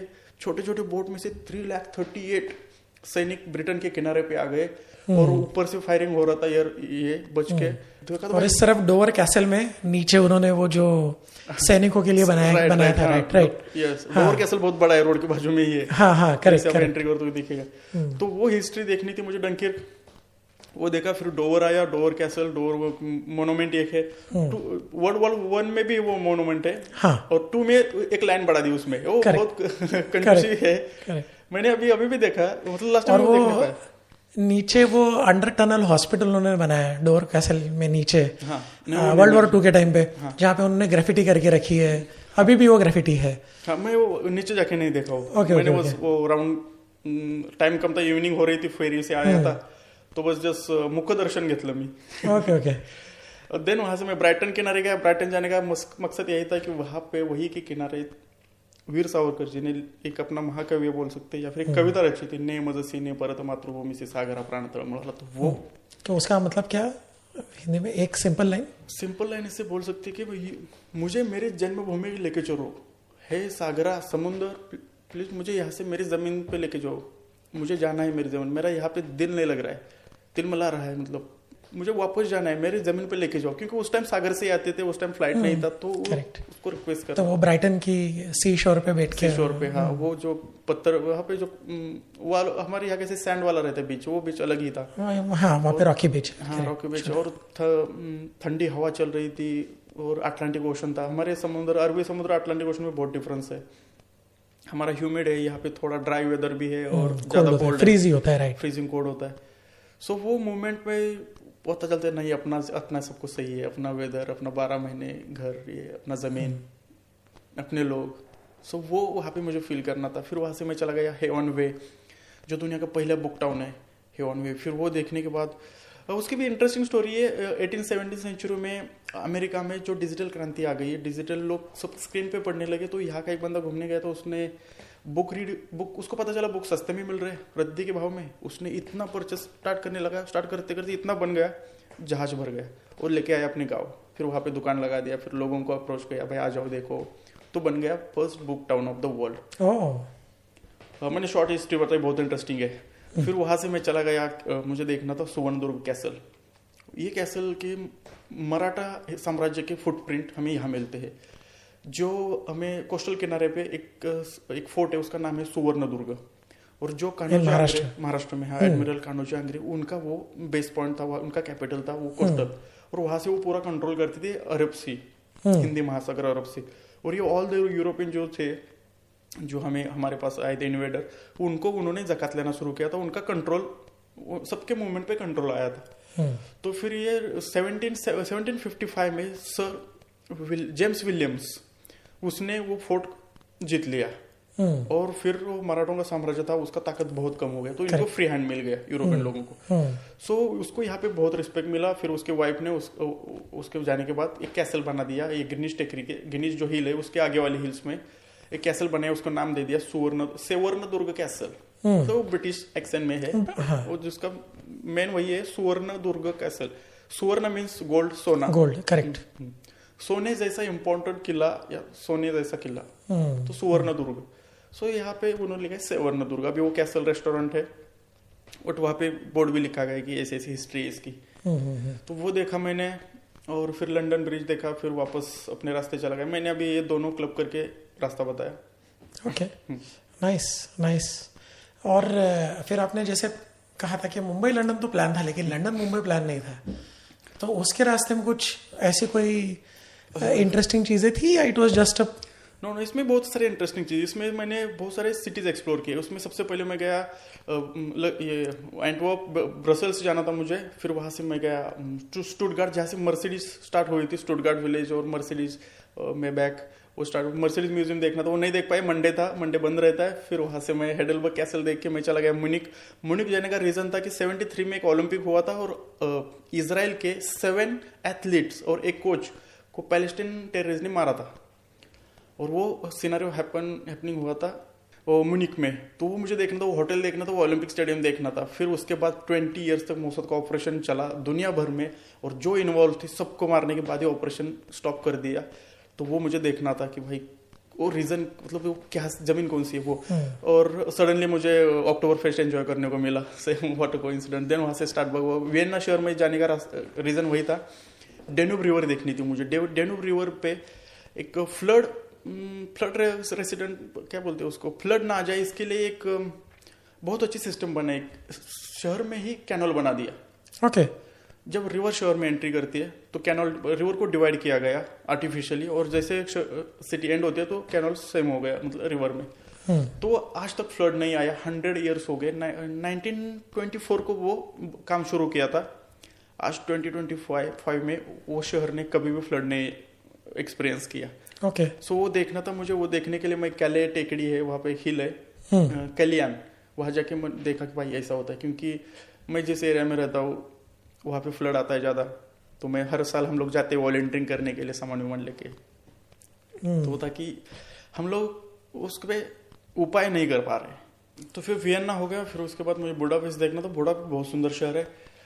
सेकेंड वर्ल्ड वॉर या फिर वो यूगोस्लोविया का, जो यूगोस्लोविया कंट्री थी, उसके 7-8 कंट्रीज हो गए।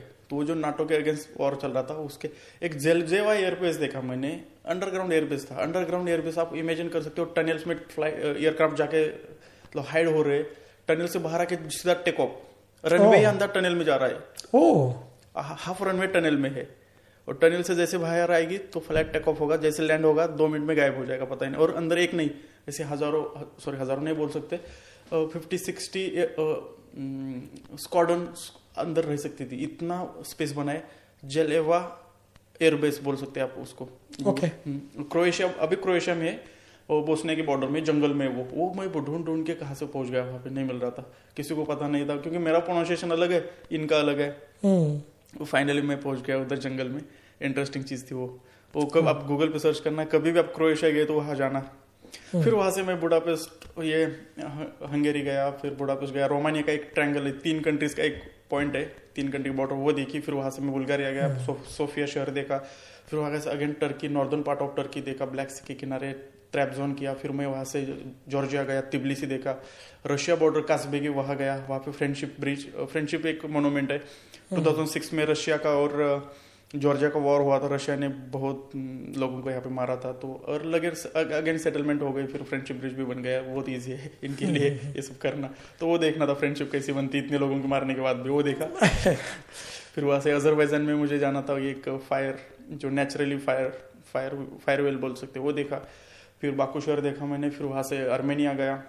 आर्मेनिया के माउंटेन्स, मुझे साउथ कॉकेशस रेंज थी, वो देखी। फिर वहां से मैंने ईरान में एंट्री किया। फिर अगेन ईरान में जो कुछ बचा था वो एक्सप्लोर करके, विंटर, तब तक नवंबर आया था, विंटर एक्सपीरियंस किया। ईरान का समर में निकला था। फिर वहां से होर्मुज, स्ट्रेट ऑफ होर्मुज, जो बिजिएस्ट स्टेट होगा कोई, जो ऑयल के लिए 60-70% ऑयल वहीं से निकलती होगी शायद, percentage I don't know, but सबसे बिजिएस्ट है वो, गल्फ ऑयल, सॉरी गल्फ सी में। तो स्ट्रेट ऑफ होर्मुज वो पार करके मैं आया दुबई से फिर बहरीन गया, बहरीन से फ्लाई किया कोचिन, फिर कोचिन से थ्रिसुर टेम्पल भी गया और वायुगुरु भी गया। फिर वहां से केरला आया, फिर गोवा से कराड़ गांव में 4 दिन रुका, मम्मी के दर्शन ले पाया, ये सब क्या खेती का थोड़ा काम कर लिया। फिर 4 दिन शांति से बैठा अपनी जमीन में, रोटेट जहां से निकला था वही आके 136 डेज 136 अपनी जमीन में बैठा। Amazing. 2023-2025 Himalayan, royal Enfield Himalayan से कहानी शुरू हुई थी, और यहाँ पर KTN पर रुकी। क्या चक्कर क्या है वो? और उसके बाद 2 साल मैंने बहुत मेहनत कर ली, पैसे कमाए, कुछ सोशल मीडिया से भी कुछ ट्राई किया, कुछ लोन बना लिए, और सोचा इस बार भी थोड़ा जर्नी और एक्सटेंड कर लेते, थोड़ी लंबी जर्नी करेगी तो गाड़ी भी मजबूत चाहिए, थोड़ी और अपग्रेड गाड़ी चाहिए। तो मैंने डिसाइड किया 400cc एक और न्यू लॉन्च हुई थी KTM 390 एडवेंचर, वो मैंने परचेस कर ली, लास्ट मोमेंट में परचेस कर ली मैंने 390, क्योंकि बजट ये सब मैनेज करना था, निगोशिएट करता कुछ सस्ते में मिल जाए। तो 26 अप्रैल में मैंने बाइक परचेस कर ली। 4 दिन में बाइक सब सेटअप लगवा दिया, कस्टमाइजेशन एवरीथिंग, और 1 मई को मैंने फ्लैग ऑफ कर लिया। वाओ। सो 1 मई, और आज है 6 सितंबर। 4 महीने से ज्यादा मैं अभी घर से बाहर हूँ। तो ये क्या कहानी थी, ये क्या कहानी है इसके? क्या कहाँ जाना है, कहाँ गए, कहाँ रुक गए, क्या हुआ ये सब? तो 2 साल पहले मैंने ठान लिया था कि भाई अभी दुनिया घूमनी है बाइक में, तो it's part of world travel. So first part world travel का वो हो गया, तो दूसरा मेरा वर्ल्ड ट्रैवल का पार्ट अभी ये चल रहा था।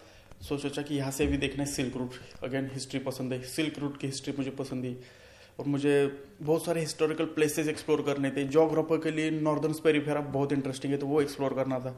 अभी सेंट्रल पार्ट के डेजर्ट तो एक्सप्लोर किया, तो मैंने वहाँ से मुंबई से निकला, नेपाल गया, फिर वहाँ से Tibet, China, Kazakhstan, Kyrgyzstan, Uzbekistan, then again Kazakhstan, then Russia, then Baltic countries जो कि इस्टोनिया, लाटविया, लिथुनिया, फिर वहाँ से Finland, Scandinavian countries, straight toward Helsinki टू मैं गया। नॉर्डकैप, वहाँ पे रात नहीं होती। फिर वहाँ से मैं पूरा वेस्टर्न कोस्ट कवर करके साउथ की तरफ आया, नॉर्वे में। फिर वहाँ से स्वीडन, फिर Denmark, Germany, Belgium, Netherland, France, फिर वहाँ से आ गया मैं यूके।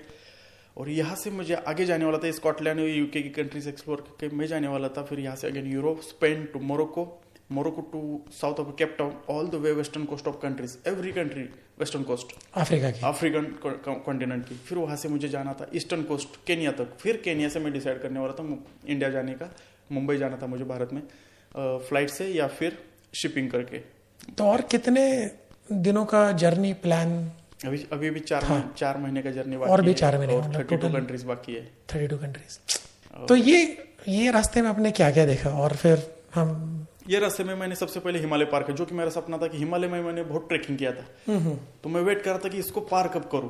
तो हर जाके देखता था कि वो बहुत दूर तक हिमालय चल रहा है, बहुत बड़ा है, माइटी हिमालय बोलते हैं हम लोग, एक दिन इसको पार करेंगे।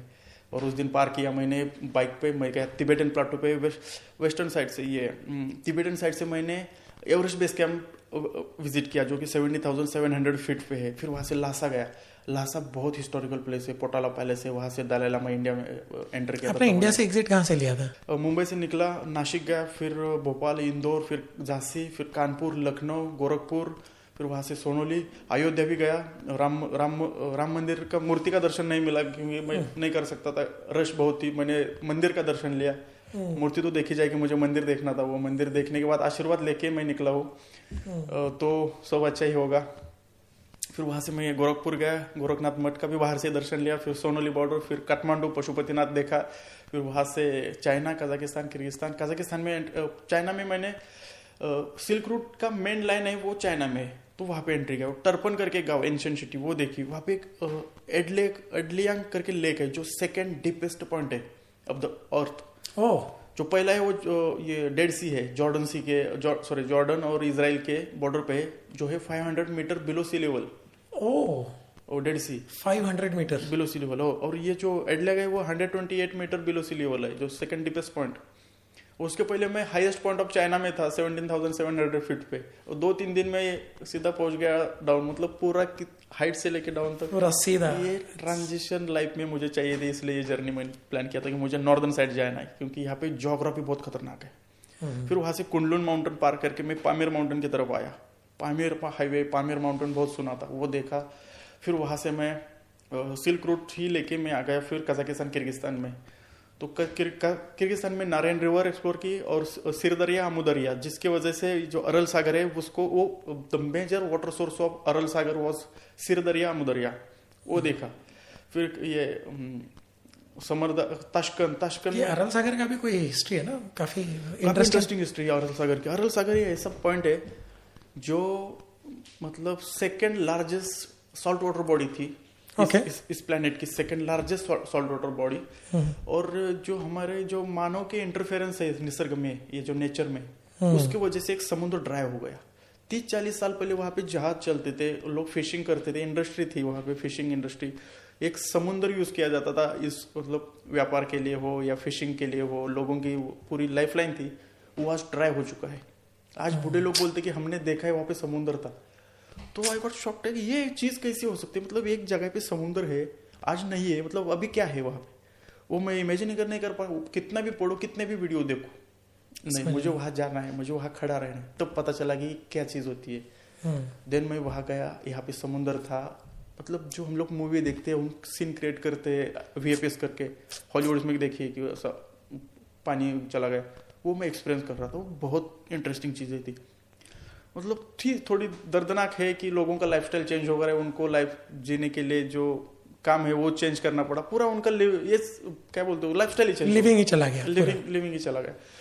तो दूसरा था बाइकानूर कॉस्मोड्रोम सेंटर, जो कि है 1957 में रशिया ने फर्स्ट टाइम एक सैटेलाइट स्पुतनिक नाम का आकाश में भेजा था। स्पुतनिक के नाम इंटरेस्टिंग है, बचपन में ऐसे पेपर में पढ़ा भाई स्पुतनिक, तो मजा की नाम था, वो फनी नाम था, वो दिमाग में रह गया। अभी स्पुतनिक है तो हम जा रहे हैं कजाकिस्तान, तो ढूंढेंगे, वही देखेंगे जाके कहाँ से स्पुतनिक उड़ाया गया। मैं गया, देख लिया बाइकानूर कॉस्मोड्रोम सेंटर, जो कि है कजाकिस्तान में, fully controlled by Russian government, but they are using the land of Kazakhstan, but Kazakhstan को हैंड ओवर नहीं किया है, वो कंट्री दे दी, बट वो जमीन और वो जो कवर एरिया है वो पूरा रशियन गवर्नमेंट के कंट्रोल में, वहाँ हम लोग विदाउट परमिशन नहीं जा सकते। Okay, Russian visa along with permissions ये चाहिए होती है। तो ये भी रशिया का आउटसाइड रशिया पार्ट है, जैसे कैलिनगढ़ है यहाँ पे जर्मनी में, वैसे ही शायद होगा वो। उसके पहले एक और चीज देखी मैंने उज्बेकिस्तान में, सोलर फर्नेसिस। गूगल पे आप सर्च करोगे, मतलब 2 मिनट में मैं इतना बता, मतलब अपने पॉडकास्ट में एक लिमिट, अपने पॉडकास्ट में पॉइंट्स दे रहा हूँ, आपको इंटरेस्ट है आप जाके गूगल में उसकी जो पूरी दुनिया खुल जाएगी, पूरी दुनिया एग्जैक्ट। आई मीन जो तो ये सोलर फर्नेसिस के लिए जो वो एनर्जी क्रिएट करते हैं 25 degree Celsius to 3000 degree Celsius energy, वो एनर्जी क्रिएट करने के लिए पूरी दुनिया रेडियम जलाती है, यूरेनियम जलाती है, उससे रेडिएशन फैलता है, उसके लिए इतना बड़ा प्लांट बनाना पड़ता है, अंडरग्राउंड करना पड़ता है कि वो फट ना जाए, रेडिएशन ना हो जाए, लोग ना मर जाए। सेम चीज यहाँ पे नेचुरली बन रही है, no pollution, no radiation, nothing, just sunlight आ गई भाई, एनर्जी क्रिएट। क्या बात है, ये बहुत फैसिनेटिंग है मेरे लिए कि भाई ये पॉसिबल है, फिर भी हम लोग अभी भी ये यूरेनियम जलाते हैं। अभी जो ईरान का वॉर हुआ, वहाँ पे भी वही डर था कि अगर वहाँ पे अगर उनकी जो है एटॉमिक फर्नेसिस अगर फट गई तो 4-5 कंट्री को इम्पैक्ट हो जाएगा, क्योंकि रेडिएशन बढ़ेगा। तो ईरान ने शायद वो अंडरग्राउंड 3 फ्लोर अंडरग्राउंड किया है, इसलिए बच गया, कुछ है पता नहीं, आई डोंट नो, मैं ट्रिप पे था तो इतना एक्सप्लोर नहीं कर पाया वो न्यूज। बट ये रिस्क ले रहे हम लोग, और उसके बाजू में ये बन रहा है कि भाई सोलर है अपने पास, भारत जैसे देश में तो 8 महीने फुल एनर्जी है अपने पास, फुल सनलाइट है, क्लियर हम बना सकते हैं।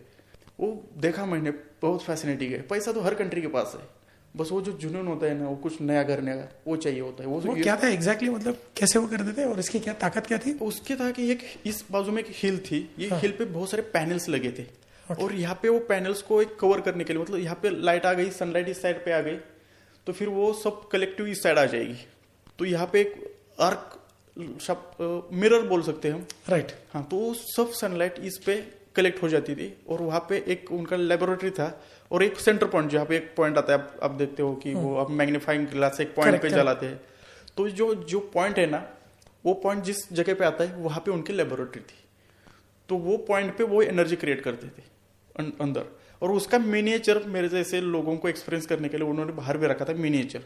उस मिनिएचर ने लोहा जलाया, हमने लोहा जलाया है, मतलब वो सेट कर दिया उन्होंने।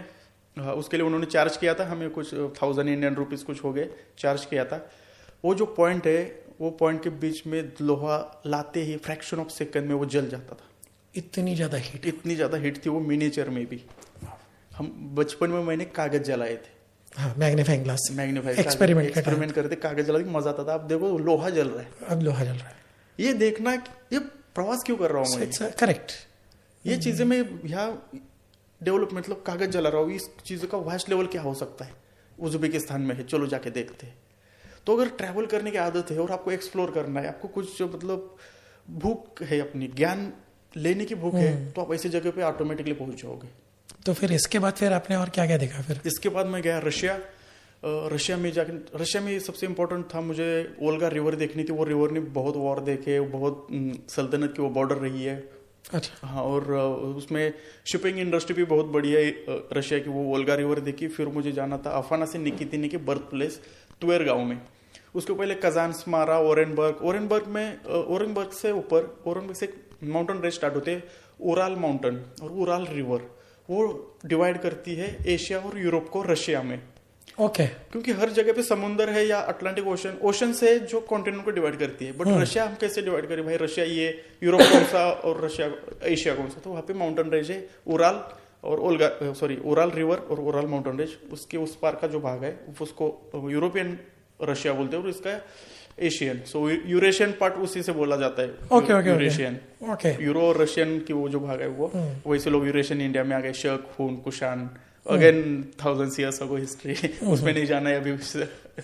तो फिर अफनासिन निकिथिनी के पास आया, उसकी बर्थ प्लेस टुवेर। उसकी हिस्ट्री मतलब उसने एक बुक लिखा था, जर्नी बियॉन्ड 3 oceans, और उसके 3 oceans थे कैस्पियन, ब्लैक सी और अपना अरेबियन सी। और वो वहां से निकला था। He was the first European voyager to visit India.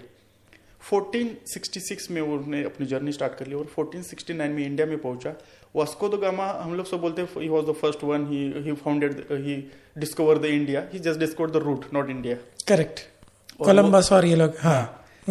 Columbus ने अमेरिका वही था, उसने वहां जाने का रास्ता, वहां के जाने का रास्ता ढूंढा जैसे, हाँ। और पढ़ाए गए हमें कोलंबस ने अमेरिका का शोध लावला। Okay, so Vasco the gamma से पहले 40 years वो आया था। अफनासिन निकिथिनी, उसने बुक लिखा जर्नी बियॉन्ड 3 oceans, तो उसमें भी इंडिया की बहुत सारे रेफरेंस मिलती कि उस टाइम का इंडिया कैसा था 14th century में। तो उसका इंटरेस्टिंग है, मतलब हाथी, अभी बहुत टाइम नहीं है अपने पास, तो उसका हिस्ट्री में बुक पढ़ा, मजा आ जाएगा। थर्ड पर्सन कोई लिखता है इंडिया के बारे में, कैसे लोग थे, किनारे के लोगों पर।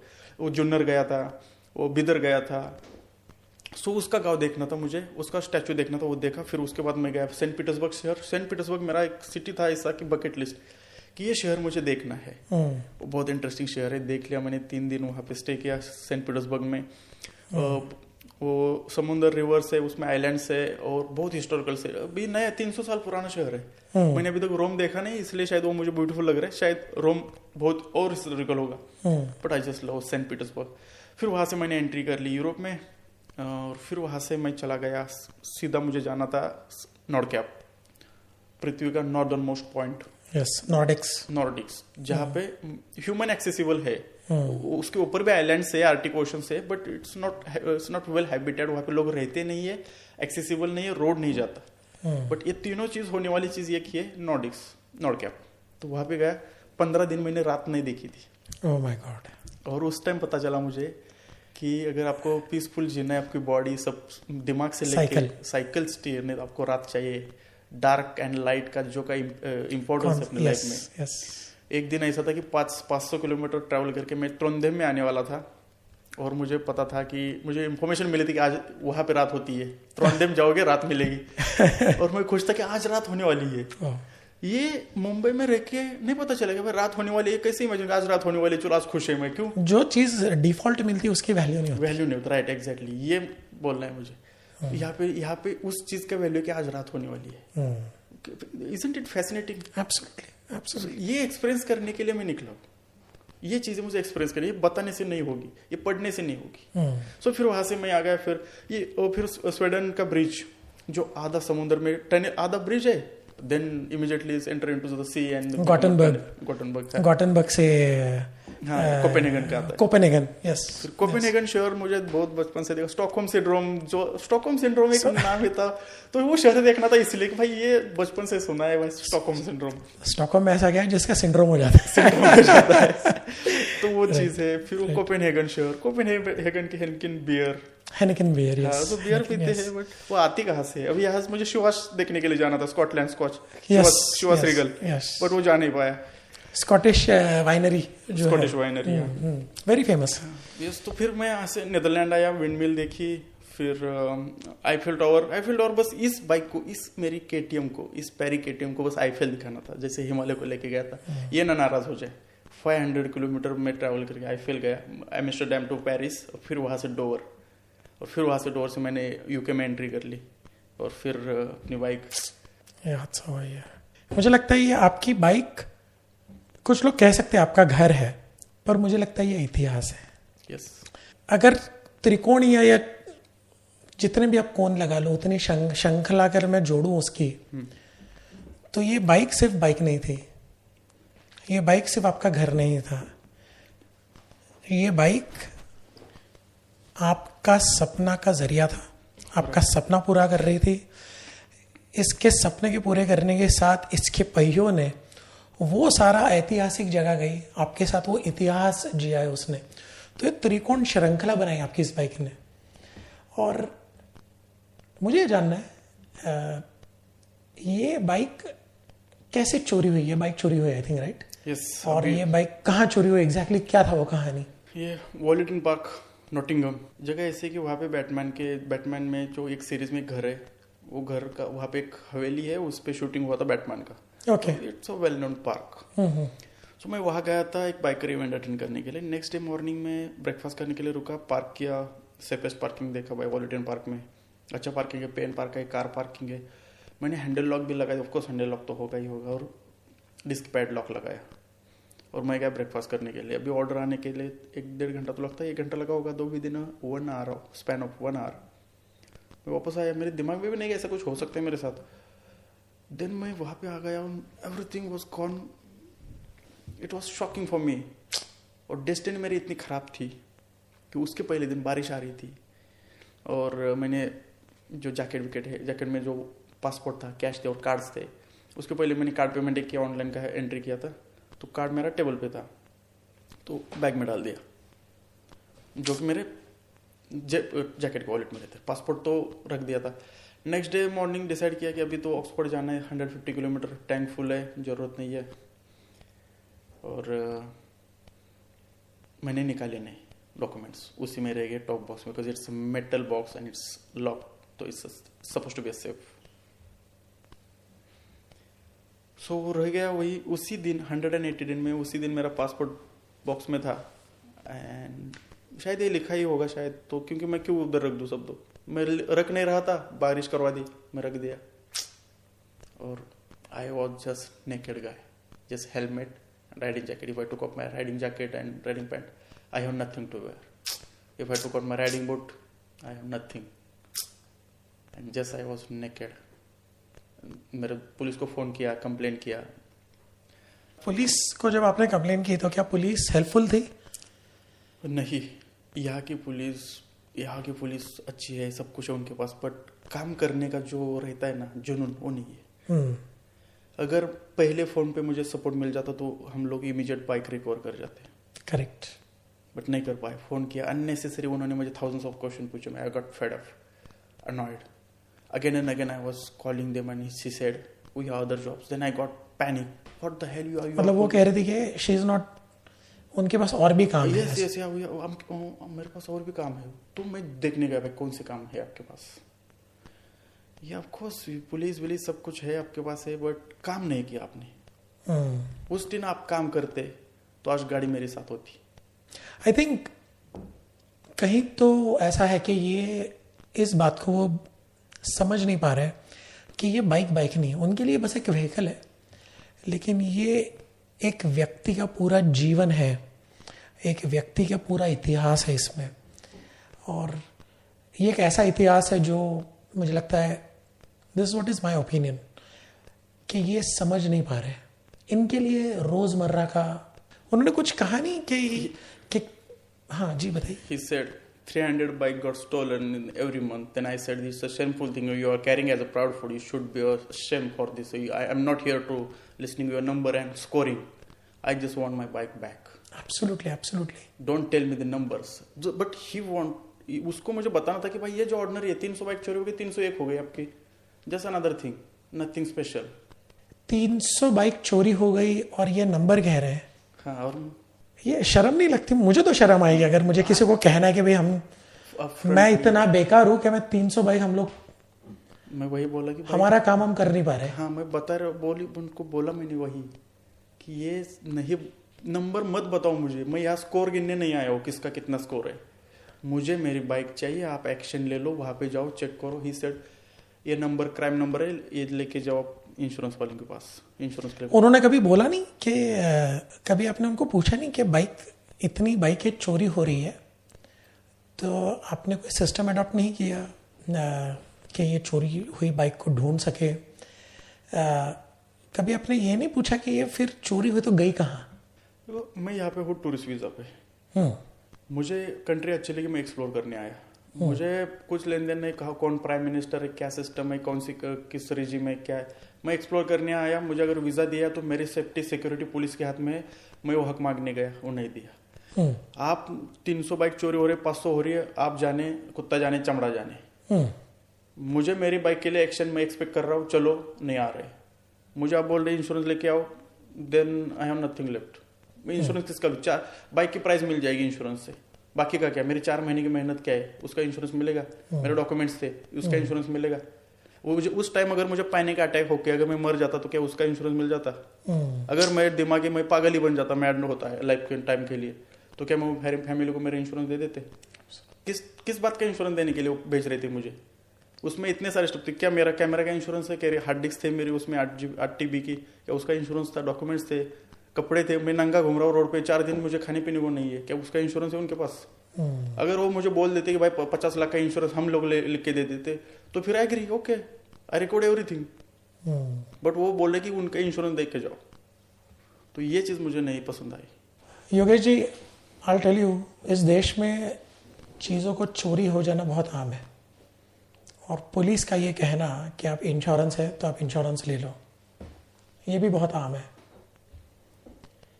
कहीं पर तो मुझे ऐसा लग रहा है, एक सोशल मीडिया इन्फ्लुएंस को ध्यान में रख के मुझे हमेशा एक बात लगता है कि पुलिस जब ये कहती है कि आपके पास इंश्योरेंस, आप इंश्योरेंस क्लेम कर लो, मान लेते हैं 1000 गाड़ियाँ रास्ते पे घूम रही है, 100 गाड़ियाँ चोरी हो जाती है, 100 गाड़ियों का इंश्योरेंस पे क्लेम आता है, इंश्योरेंस पे प्रेशर बिल्ड होता है। जब नेक्स्ट टाइम अगले साल जब यही 1000 गाड़ियाँ जब इंश्योरेंस लेने जाएगी, वो बोलेगी, इंश्योरेंस कंपनी बोलती है कि हमारे पास 100 गाड़ी का क्लेम था, 10% of the vehicle are getting stolen, इसके वजह से हमको पैसा देना पड़ रहा है। Insurance is what? It's basically covering the risk between the rest all of them. तो जिनकी गाड़ियां चोरी नहीं हो रही है उनको इन चोरी हुई गाड़ियों का इंश्योरेंस का लोड इन लोग पर आता है, क्योंकि वो खुद से जब से तो देंगे नहीं, कैसे उठाएंगे तभी इनको दे पाएंगे। करेक्ट। समहाउ मुझे लगता है कि ये फेलियर ऑफ लीगल सिस्टम है, यहाँ का फेलियर ऑफ एनफोर्समेंट सिस्टम है, जिसको जो काम करना चाहिए वो काम नहीं कर रहा है, और उस कारण उस चोरी का जो बर्डन है फाइनली आम जनता पर आ रहा है। Common people are paying for the failures of this police ecosystem. मुझे कभी कभी लगता है कि हो सकता है कि ये कहीं एक बिजनेस ना हो, मिली भगत जो बोलती है ना, कभी मुझे ऐसा लगता है। But anyways, I don't want to go into that, you can say something.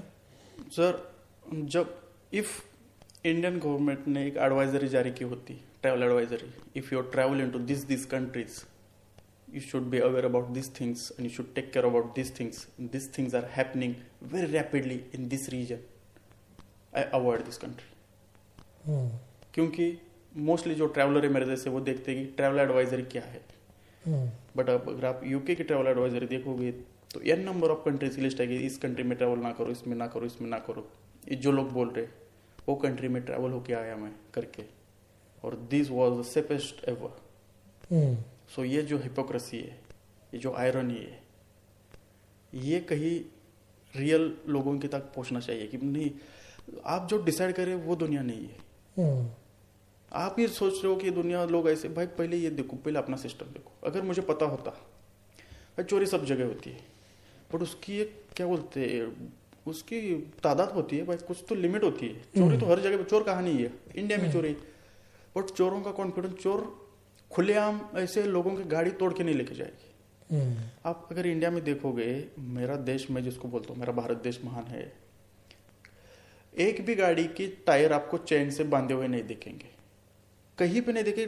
Kashmir से लेके कन्याकुमारी घूमो, क्योंकि वहां पे ये वाला प्रकार जो सबसे घटिया है, आपका कुछ हाथ से गिर गया तो उठा लिया। अब जंगल में जो कुछ जानवर मरता है, गिद्दड़ सब टूट पड़ जाते, कहीं हाइनाज आ गए, गिद्दड़ आ गए, कुत्ते आ गए, बिल्ली आ गई।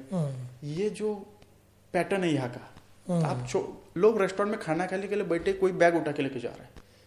What is this social security?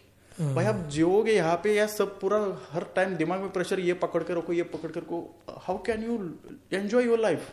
कहाँ अपनी गाड़ी पार्क नहीं कर सकते, कहाँ बैग लेके नहीं जा सकते, फोन पे बात नहीं कर सकते, आप जेब में घर पे सोना नहीं रख सकते, तो कैसे?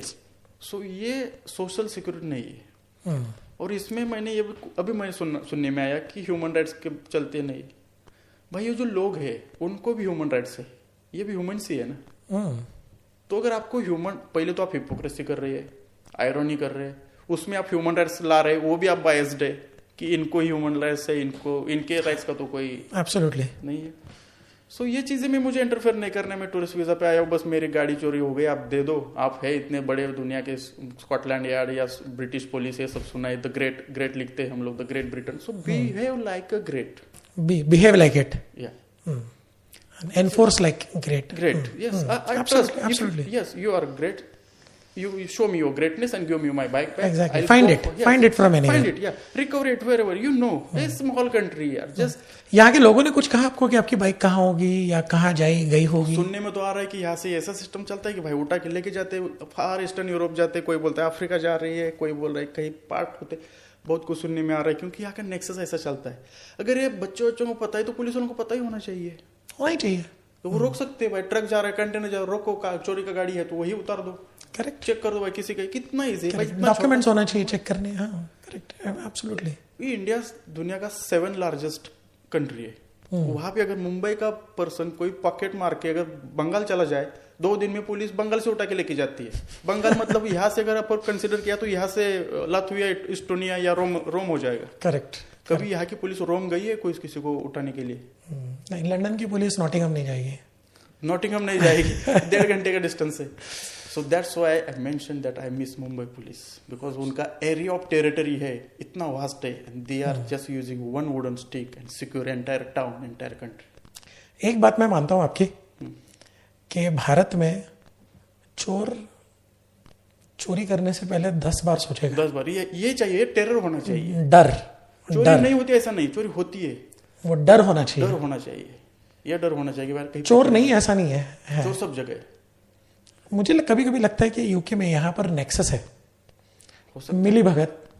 नहीं तो इतनी सारी गाड़ियाँ यहाँ पे, बड़ी बड़ी महंगी गाड़ियाँ, रेंज रोवर जैसे महंगी गाड़ियाँ भी चोरी होके अफ्रीका चली जाती है, इधर उधर चली जाती है। बट वेल, आई मीन उसमें मुझे योगेश, आपसे मुझे 1-2 चीजें जाननी है। आपकी अब अपेक्षाएं क्या है, क्या आप अपेक्षा रखते हो? सबसे पहले मेरी पुलिस वालों से अपेक्षा है कि भाई रिकवर करो, गाड़ी ढूंढो, फाइंड आउट करो, मुझे दे दो और मुझे अपने रास्ते भेज दो। ये मेरी सिंपल अपेक्षा है। अगर नहीं मिल रही मुझे बताओ, मैं करूंगा, मेरे दोस्तों का रिक्वेस्ट करूंगा, भाई किसी के पास बाइक है। यहाँ की कम्युनिटी, डायस्पोरा आपको कोई सपोर्ट कर रहे हैं, कैसे है उनसे? अगर आप सपोर्ट कर रहे हैं तो अच्छी बात है, और मैंने बहुत अच्छा सपोर्ट सुना है। मेरे कॉल कर रहे हैं लोग, हेल्प करना चाहते हैं, और ये ओवरवेलमिंग रिस्पॉन्स मिल रहा है मुझे। बहुत अच्छे लोग हैं यहाँ पे, मतलब कम्युनिटी। भारत के बाहर जाके भी वो अपने रूट्स नहीं भूले, वो अपना जो अतिथि देवो भव हो या वसुधैव कुटुंबकम हो, या जो एक सनातन वैल्यूज है अपनी, वो नहीं भूले। चाहे किसी कोने में, यहाँ पे अगर 40 साल भी रुका है ना, वो अपनी वैल्यूज लेके वहाँ पे वो अपनी वैल्यूज कैरी कर रहा है। वो मुझे अभी ये नोटिस किया कि ये नया दुनिया दिखाई दी मुझे। तो ये जो डायस्पोरा है उनसे अपील कर रहा हूँ, आप अगर हेल्प करना चाहते हो ऑफकोर्स वेलकम। अगर मैं इतना क्वालिफ होने से अगर आप रोक रहे हो मुझे, और मुझे जर्नी आगे कंटिन्यू करने के लिए इनकरेज हो रहा है, तो बहुत अच्छी बात है। और ये अनएक्सपेक्टेड था मेरे लिए, पहले बाइक चोरी होना, और अनएक्सपेक्टेड था कि उसके बाद इतना लोग, इतना प्यार मिले, यहाँ के लोग इतने सपोर्टिव है। सो अगर कोई बाइक दे रहा है तो वेल एंड गुड। अभी मेरे पास कुछ है यहाँ के ब्रिटिश लोग है या कंपनी से, बट उनको डॉक्यूमेंटेशन पता नहीं है। उनको यहाँ के कैसे, यहाँ की बाइक ये 30 कंट्री में चल सकती है with single insurance, single document, क्योंकि ये फ्री बॉर्डर मूवमेंट है। बट यूरोपियन कंट्रीज मैं जा रहा हूँ अफ्रीका, वहाँ पे अफ्रीकन कॉन्टिनेंट की और एशियन कंट्रीज की ब्यूरोक्रेसी बहुत डिफिकल्ट है, रिक्वायरमेंट्स भी अलग है, रिक्वायरमेंट्स प्रोसेस एक्सेप्टेबल होती है नहीं होती है। आप बॉर्डर क्रॉस करते हो किसी ऐसी कंट्री पे, तो आपका पासपोर्ट, ड्राइविंग लाइसेंस और व्हीकल इंश्योरेंस, ये सबके अगर एक ही नाम है तो बहुत इजी होता है। अगर इसमें नाम चेंज होगा, गाड़ी अलग नाम की, नेशनलिटी अलग है, इंडियन पासपोर्ट है, गाड़ी ब्रिटिश है, गाड़ी ओनर अलग है, मैंने अथॉरिटी या पावर ऑफ अटॉर्नी दी है, तो समझाने में, इसको डॉक्यूमेंट प्रोड्यूस करने में बहुत परेशानी, ऑन बॉर्डर इश्यूज हो सकते हैं। हाँ, राइट। फिर अगेन सो आपकी एक्सपेक्टेशन ऐसी है कि कोई आपके लिए भारत से यहाँ पर बाइक भेजे, या वो सारी जो सारी जो इकोसिस्टम है, हाँ, इसमें ना इसके सारे प्रोसीजर्स रिजॉल्व करके you get a vehicle, so you don't get stopped anywhere. Yes. You get a vehicle on your own ownership rather having to get a lended vehicle. Right. Because of the challenges on the borders you might face. on the border और shipping, ये बहुत है। तो अगर कोई help कर रहा है इसमें, डॉक्यूमेंटेशन बहुत है इसमें, और वो सेटल हो जाएंगे डिस्कस करके भी है, बट वो बस करने की तैयारी चाहिए, क्योंकि मुझे पता है। कुछ सवाल मुझे इससे याद आ रहे हैं। Yogesh ji, tell me one thing, ऐसा कोई कंट्री जहाँ पे आप दोबारा जाना चाहोगे? यस, नॉर्वे ऑफ कोर्स मैं दोबारा नॉर्वे? Norway, Russia. क्यों? नॉर्वे बहुत सुंदर। नॉर्वे की खासियत है कि रोज मुझे नया मिल रहा है। स्विट्जरलैंड, मैं इससे पहले स्विट्जरलैंड को बहुत सुंदर मानता था, मैं अभी भी सुंदर है, बट सेकंड नंबर में इसीलिए चला गया क्योंकि स्विट्जरलैंड में अगर 4 दिन ट्रैवल किया ना तो प्लस माइनस होके मुझे सेम टेरेन आते थे, मैं एंजॉय करता था। But mountains, snow cap mountains और लश ग्रीन और ब्यूटीफुल विलेजेस। बट नॉर्वे में हर दिन मुझे नया मिल रहा है, new place, completely new look. Yes, कभी डेंस फॉरेस्ट है, कभी मुझे आइलैंड्स मिल रहे हैं, कभी ब्लू सी मिल रहा है, कभी कोस्टल रोड आ रहा है, कभी हाई रोड पे जा रहा हूँ जहाँ पूरा फॉग है, पूरे ड्राई डेजर्ट जैसे है। नॉर्थ कैप में तो अलग ही था, मतलब हर दिन कुछ नया है। ऐसा कोई कंट्री जहाँ पे आप नहीं जाना चाहोगे?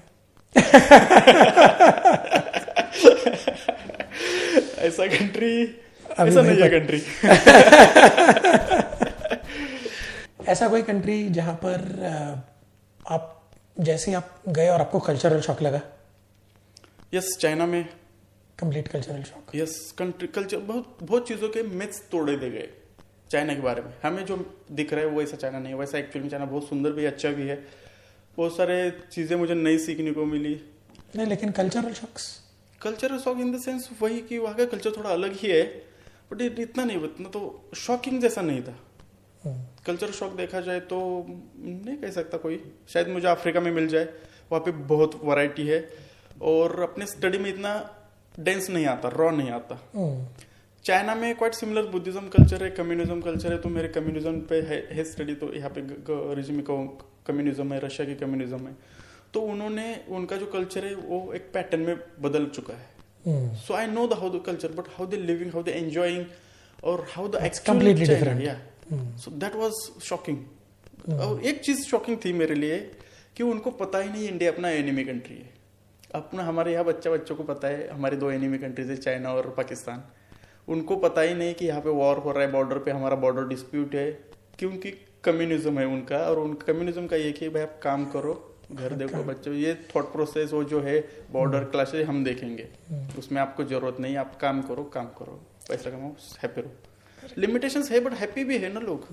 ऐसा कोई कंट्री जहाँ पे आपको बॉर्डर पे थोड़ा विटामिन देना पड़ा जाने के लिए? ये रीजन में नहीं, अभी तो ये रीजन में नहीं, अभी तो नहीं है, अभी वो पार्टी शुरू नहीं हुई। ऐसा कोई कंट्री जहाँ पे आपको जाते ही बहुत ज्यादा डर लगा? नहीं कह सकते, क्योंकि उसके पीछे एक रीजन है। मैं 10वीं से जब हायर स्टडी के लिए कॉलेज गया 10वीं से, तो मम्मी ने बताया मुझे कि बेटा तू अगर अभी घर से दूर जा रहा है, डर और लाज, मराठी था, हिंदी में उसको क्या बोल सकते हैं, मतलब शर्म, मतलब ऐसा क्या बोलते, शर्म मतलब ऐसा है कि हेजिटेशन, कुछ बात का, कुछ काम करने का, वो अगर घर पे छोड़ोगे तो तू टिक पाएगा इस दुनिया में, तो डर नहीं रहेगा। राइट। हाँ, सो डर निकालने का एक वैल्यू आप सीखे। हाँ, तो या फिर घर आना पड़ेगा। So I feel comfortable everywhere, right, no matter which country is this. Right. Yogesh, I would definitely say thank you very much, your inspiration to बहुत बहुत लोगों को आप इंस्पिरेशन हो। आप यंग उम्र में, आपको एक इम्पॉर्टेंट सवाल पूछना था, दुनिया का सफर करते करते जिंदगी का हम सफर कोई ढूंढा कि नहीं? Good question. अभी करनी है शादी इमीडिएट, अभी ये ट्रिप होने के बाद। राइट। कई सारे लोग, आप इंस्पिरेशन बन गए हो, कई सारी लड़कियां आपके पीछे अब रेडी हो जाएंगी कि मुझसे शादी कर लो, मैं भी तुम्हारे साथ दुनिया घूमूंगी। कैसे रहता है कि योगेश का लाइफ इंस्टाग्राम पे या इस पॉडकास्ट में देखने में अच्छा लगता है, उसके साथ रहना अच्छा नहीं है, ये बहुत चैलेंजिंग है। इसके लिए कोई गिनी चुनी लड़की होगी जो ये सफर जो जानती है वही तय कर पाएगी, या फिर वो जो दिख रहा है अच्छा है सब कुछ, goody type, this is the other part of the life. But वो गुडी क्रिएट करने के लिए जो चैलेंजेस है वो फेस करना, टू एक्सेप्ट द चैलेंजेस। 4 महीने अगर मैं घर से बाहर रुका हूँ और मेरे यहाँ पे बाइक चोरी हो रही है, वाइफ घर में है, तो वो उसी मेंटल स्टेट में होनी चाहिए कि he will tackle it, we should sort it out, I don't have to worry. वरना वो वहाँ पे रोना धोना करेगा, मुझे ये छोड़ के उसको जाना पड़ेगा। अगर और मैं उसको वही सिखाऊंगा फॉर एग्जाम्पल कि मुझे वापस नहीं बुलाना है, मुझे सपोर्ट करके तुम वही रुको, तो इस टाइप ऑफ की मेंटल स्टेट वो स्ट्रांग माइंड अगर है तो ही टिक पाएगी, अदरवाइज ना मुझे ना कुछ करने देगी, ना खुद ना कुछ करेगी। सो ये just it was just example कि क्या सीन आ सकते हैं लाइफ में। सो योगेश ये बताइए, इस हादसे में आज आपको किन किन लोगों की हेल्प मिल रही है? Who do you think is really helping you out? और अगर आपको किसी को स्पेशल थैंक्स देना है, has been really at resource to help you out? Indian high commission बहुत बहुत मतलब बियॉन्ड द लिमिट जाके मुझे हेल्प किया। सब ऑफिसर, सब ऑफिशियल्स, सबका मैं दिल से धन्यवाद देना चाहता हूँ। पूरे महाराष्ट्र की वती से मैं शुक्रगुजार हूँ, बहुत अच्छा काम किया। और बाकी भी कुछ है। और एक और बात थे, मेरे जो दोस्त थे चिंतन पांड्या, उनका मैं शुक्रगुजार हूँ क्योंकि इंडियन एम्बेसी ने अगर मुझे यहाँ रहने के लिए लीगल किया हो, बट कहाँ रुका जाए और खाने की क्या अरेंजमेंट, वो चिंतन भाई ने की है। उन्होंने मुझे एक कमरा दिया और एक रेस्टोरेंट में इन शॉर्ट पास बनवा दिया, भाई तू जा वहाँ खा, बिल का हम लोग बाद में सेटल कर लेंगे जो कुछ हो। So thank you this two guys and other Indian diaspora. मुझे रोज फोन आ रहे हैं, मैं इधर जा रहा हूँ उधर जाऊँ, मतलब मुंबई जैसा मैं घूम रहा हूँ, लोगों से मिल रहा हूँ, लोग इन्वाइट कर रहे, फोन आ रहे हैं मेरे 24 आवर मेरा फोन चल रहा है।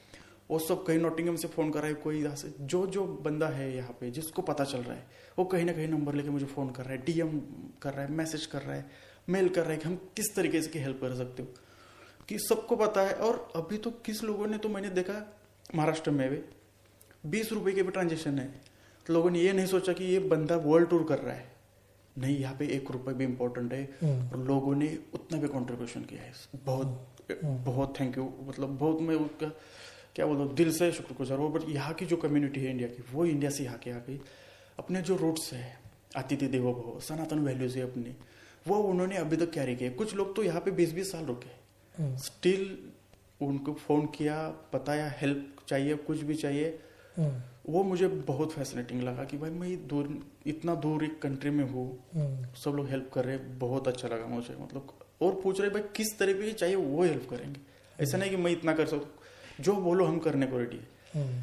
बट मैं मांग नहीं सकता, मतलब वो आदत नहीं, मुझे जितनी भूख है मैं उतना खाऊंगा और मैं निकल जाऊंगा।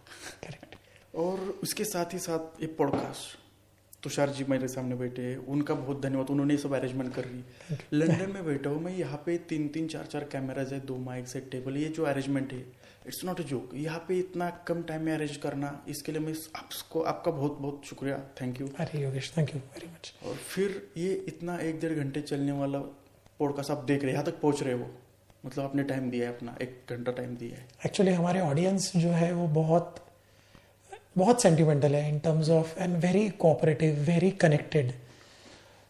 तो मुझे लगा कि ये चीज़ हमें अपने ऑडियंस तक ले जानी ही चाहिए बाय ऑल मीन्स।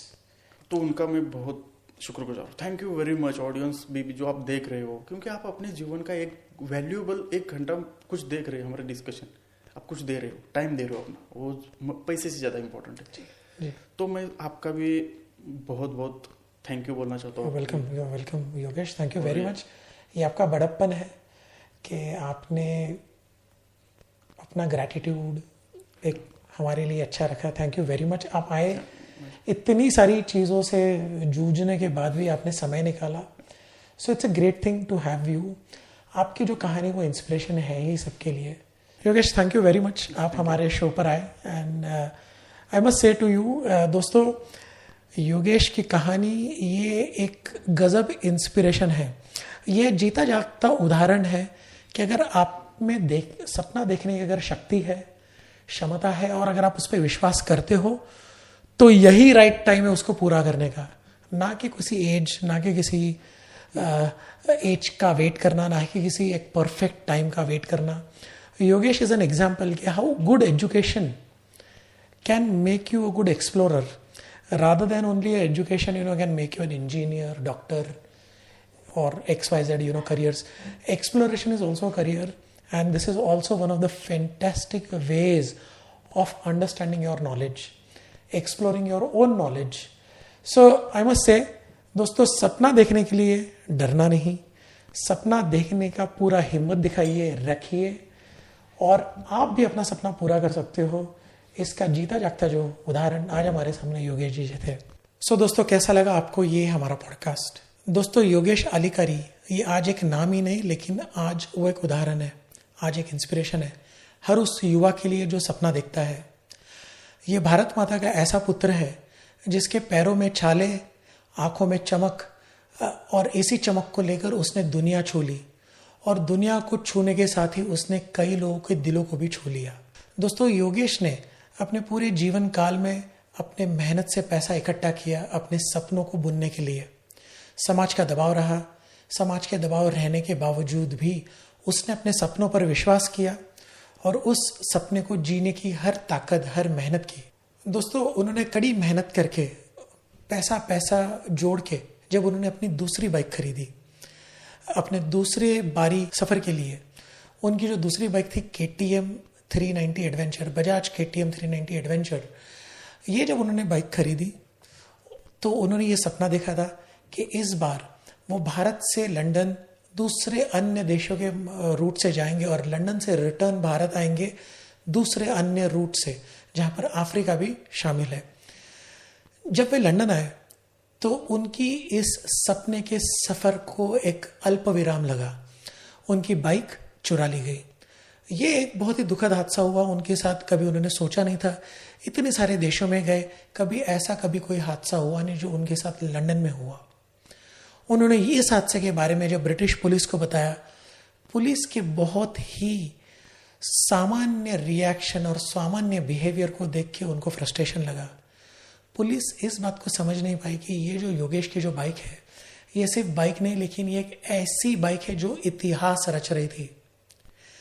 दोस्तों, योगेश की जो कहानी है ये इतिहास से जुड़ी हुई कहानी है। योगेश की कहानी एक ट्रायंगुलर सीरीज है जिसमें योगेश खुद एक गरीब माता पिता का बेटा सपने देखने की कोशिश करता है, सपने को जीने के लिए अपने बाइक पे दुनिया की सवारी करने के लिए निकल पड़ता है। वो दुनिया की सवारी सिर्फ घूमने के लिए नहीं निकलता, वो दुनिया के ऐसी जगह पे जाता है जो जगह हमने आपने देखी नहीं हो, सिर्फ किताबों में पढ़ी हो, इतिहास के पन्नों में। तो योगेश हमें वहां ले जाता है और वहां जाकर हमें दिखाता है कि ये जगह कैसे दिखती थी। और सबसे तीसरा बड़ा इंपॉर्टेंट इस ट्रायंगल का जो था, थर्ड कॉर्नर, जो थर्ड पॉइंट इंपॉर्टेंट था, उसकी बाइक खुद। ये वो बाइक थी जो योगेश को अपना इतिहास दोबारा से लिखने में मदद कर रही थी। जब ये बाइक नहीं रही योगेश के साथ, एक सबसे बड़ा धक्का था योगेश को, उसके पूरे सपने को। दोस्तों, आज योगेश जो कहानी लिखने के लिए निकल पड़ा है, उससे अल्प विराम लगा है। आज योगेश यूके से यूरोप, यूरोप से अफ्रीका, अफ्रीका के वेस्टर्न कोस्टल कंट्रीज, अफ्रीका के ईस्टर्न कोस्टल कंट्रीज और मिडिल ईस्ट के कंट्रीज के द्वारा वो भारत वापस आने वाला था। और 4 महीने की जो उसका सफर है, और 4 महीने का सफर उसका अभी भी बाकी है। दोस्तों, आइए हम सब मदद करें। जब इसकी ये कहानी सुनने के बाद हर किसी को आज लग रहा है कि इसे सपोर्ट किया जाए इसका सपना पूरा करने में, तो दोस्तों मेरी भी आपको ये अपील है कि आइए हम सब कंट्रीब्यूट करें। आपके स्क्रीन पर जो UPI का QR कोड है वो योगेश का खुद का है, आप उसे डायरेक्ट पे कर सकते हो। अगर किसी कारणवश आप UPI पेमेंट नहीं कर पा रहे हो तो चिंता ना करें, डिस्क्रिप्शन में GoFundMe का लिंक दिया है, उसे क्लिक कीजिए। उस पर आप अपने हिसाब से फंड दे सकते हैं, अपने हिसाब से डोनेशन दे सकते हैं। और मानो किसी कारणवश अगर आप GoFundMe के लिंक पर क्लिक ना कर पाए, पेमेंट ना कर पाए उस पर, तो चिंता करने की कोई आवश्यकता नहीं है। हमने जो हमारा स्टूडियो है, कोड एलीट स्टूडियो लिमिटेड, हमने भी इसे ड्राइव में कंट्रीब्यूट करने का हमने सोचा है, हमने ठाना है। इसीलिए हमने पेपाल अकाउंट बनाया है और जो पेपाल का जो QR कोड है वो हमारे स्टूडियो का है। आप चाहे तो उसमें भी आप अपना योगदान दे सकते हैं। याद रखिए, आपका पहला नाम और योगेश ऑन पॉडकास्ट का रेफरेंस लिखना ना भूलिए इन तीनों जगह पर। सो दोस्तों, कैसा लगा आपको हमारा ये पॉडकास्ट? मुझे आशा है, उम्मीद है ये पॉडकास्ट आज एक सिर्फ पॉडकास्ट नहीं, लेकिन आज एक इंस्पिरेशन है हम हमारे हर भारतीय के लिए, हमारे इस भारत माता के पुत्र के लिए। आइए, शेयर कीजिए, जितना हो सके लोगों तक ये मैसेज पहुंचाइए और हमारे पॉडकास्ट, हमारे चैनल को ज़रूर सब्सक्राइब कीजिए। कमेंट में लिख के बताइए कि आपको ये पूरा अनुभव कैसा लगा। तब तक के लिए भारत माता की जय, जय हिंद, थैंक यू, धन्यवाद।